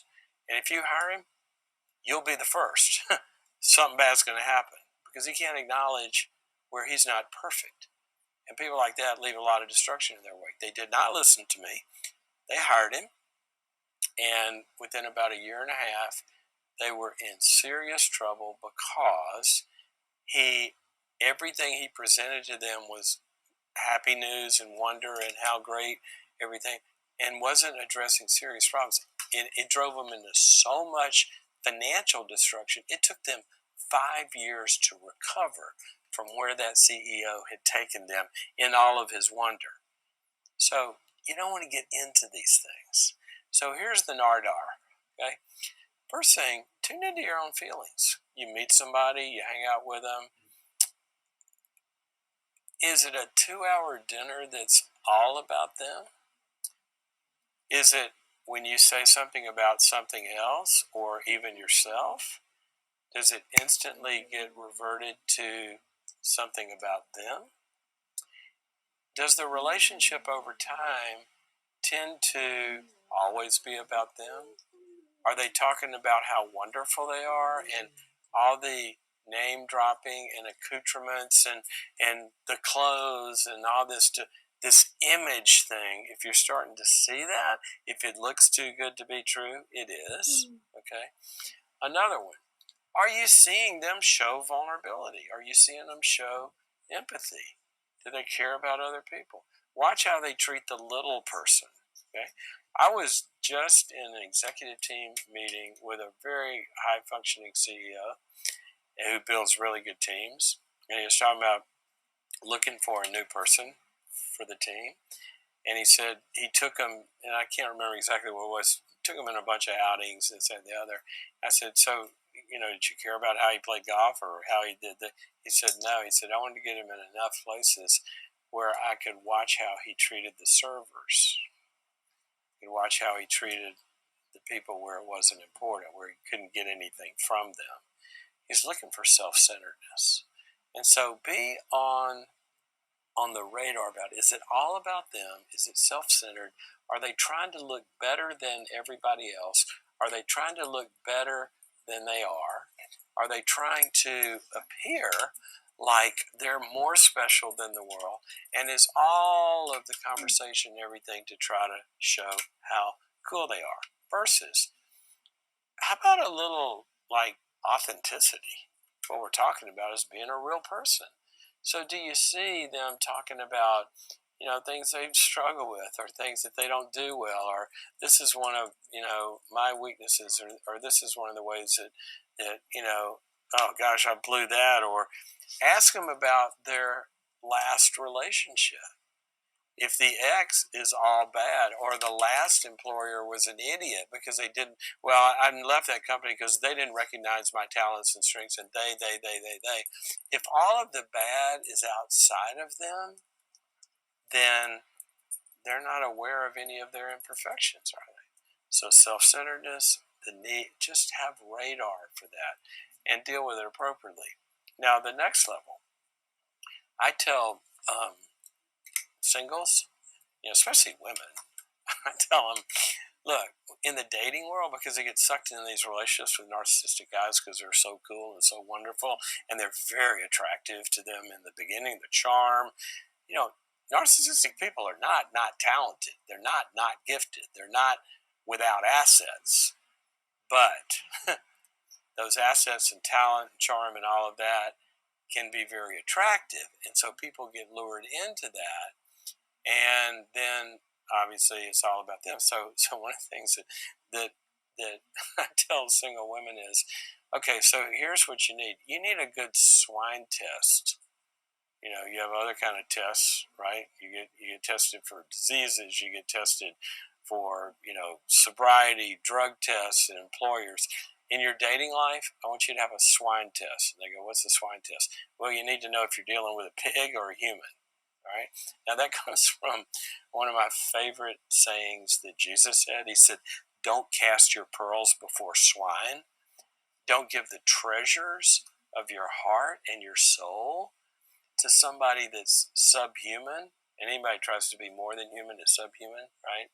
He says, because they'll trample all over you and spit you out and this and the other. So you need to know if you're dealing with a human or a pig, right? Well, here's a great way to know that.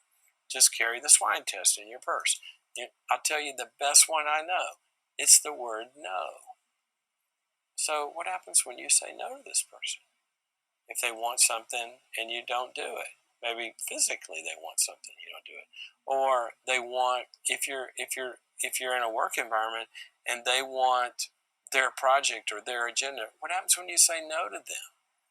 No is a great narcissism test, because when they hear no, do they act like something awful has been done to them? You didn't see their specialness.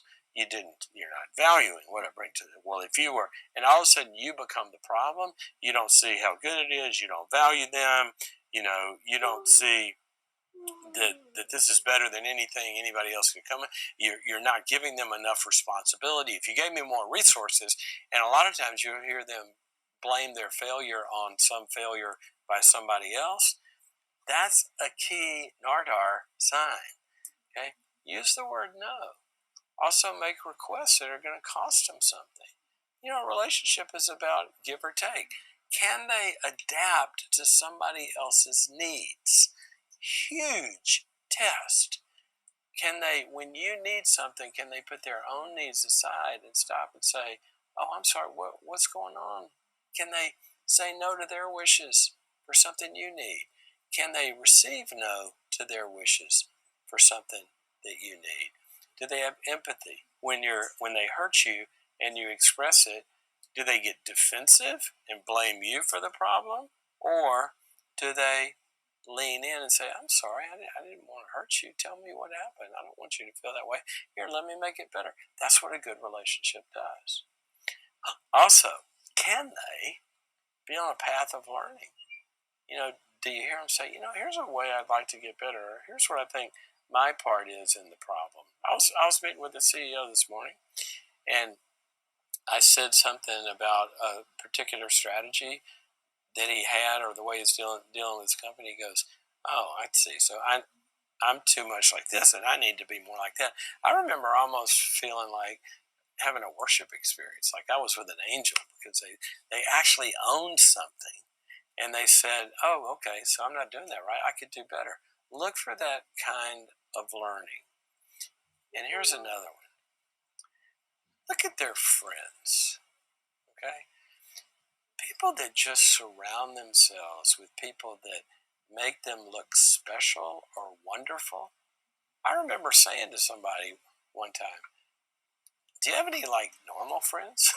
I mean, everybody you talk about is like king of this and queen of this and star of this and head of this. And I go, "You know any like bartenders or where are the normal people in your life? And do they have relationships or with just what's it like with their siblings that are just normal people? Do they have long-term ties? What do they love?" See, narcissists love admiration. They love the spotlight. They love being special. But where are the non-special people that they love because they love love? Okay? Who do they hang out with? What do those teams look like? Can they show up without makeup? I mean, can they show up without the entourage? Can they show up without looking cool? I live in LA, so obviously entertainment industry is all around, and you see, so much image kind of management. But it's really cool because, I also get to see a lot of these people in other settings. And it's really cool to see people that are admired at the elementary school PTA, where you see them serving and hanging out with normal people and showing up in sweats and not having to look cool or not. So you're looking for, sure, they can go on stage. Nobody's going to go on stage without looking good. Well, I do, but they try, right? But do they have to look good all the time? Or can they be normal? And when you're hanging out with them, do you feel like you leave the interaction feeling less than versus valued? Do you leave the interaction feeling drained versus like you just had a good full meal? Because that's what being with somebody, we feel understood. Do you feel listened to? Do you feel appreciated? all of those kinds of things you're looking for, and people that we feel fulfilled with, we go the next level. So look for arrogance and pride and all of that kind of stuff and stay away from it. Now, that's the Nardar. We got another problem. Sometimes, not only do we not have radar, we have narcissism seeking behavior, meaning that sometimes we can have our own wishes to feel special, to feel important, to feel, because we're not being real enough to where we really feel loved in life by real people, where we're in our own lives talking about our hurts and our weaknesses and our imperfections, where we're comfortable in our own skin.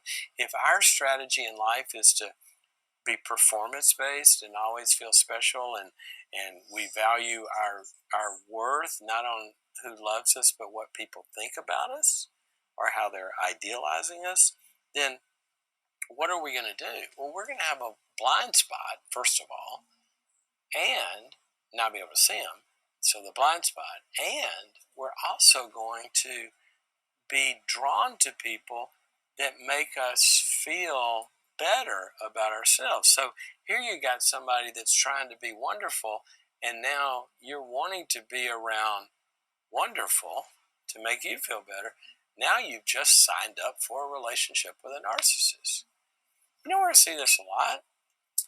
You see it in relationships. You'll see it in single people who sometimes feel very insecure, maybe about themselves, and they're looking for the ideal person to date, the cool one, the one with the looks that are perfect, or the ones with the profession that's perfect, and they're trying to do a merger with somebody like perfect, and so they're attracted to narcissistic people who are on that quest, and then they're stuck.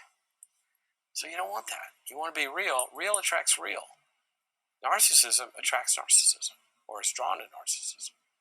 So that's part of it. Another one I see is in business, that people get sucked in to the cool companies to be with, or the cool leaders to be with. There's in the kind of the 90s, early 2000s, there was this 80s, kind of around there, we had a decade of the celebrity CEOs, and you had these CEOs that were turned into movie stars, basically in the business world.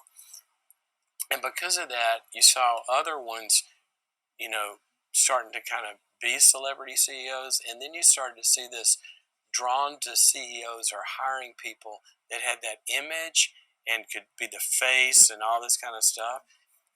And so the companies would start to hire people like that instead of hiring character. And then you find out what happens on the other end of that. So the best deterrent to narcissism is character. So we're looking at the character of the person. Are they humble and loving and confident, but not ideal? Do they have, the ability to confess their sins and imperfections and all that? Do they seek love over admiration? And our character. What are we looking for? Are we looking for love, or are we looking to be around the cool people? I just, I could just, I had the greatest day not too long ago. My daughter was in a position to get to choose which organization she was going to join. She's 18. And it came down to two, and she chose one. And I said, "Why'd you choose them?" She said, "Well, I felt like they were just more real, and the other one, they just care so much about their image and how cool they are and cool this." She said, "I just thought these people cared about stuff that mattered." I kind of went, "Oh, thank you." It's like she'll make good choices. So we got to do that too. But that only comes from our caring about what matters to begin with. Okay? So there's a few tips. Be able to spot them, but don't have something in you that's drawn to it. And when you notice that you do have that, If you've had that, and we all have that to some degree, if you have that, then notice that you can begin to observe it and then start to be careful. And you're looking for the other things. If they're not there, you don't go deeper.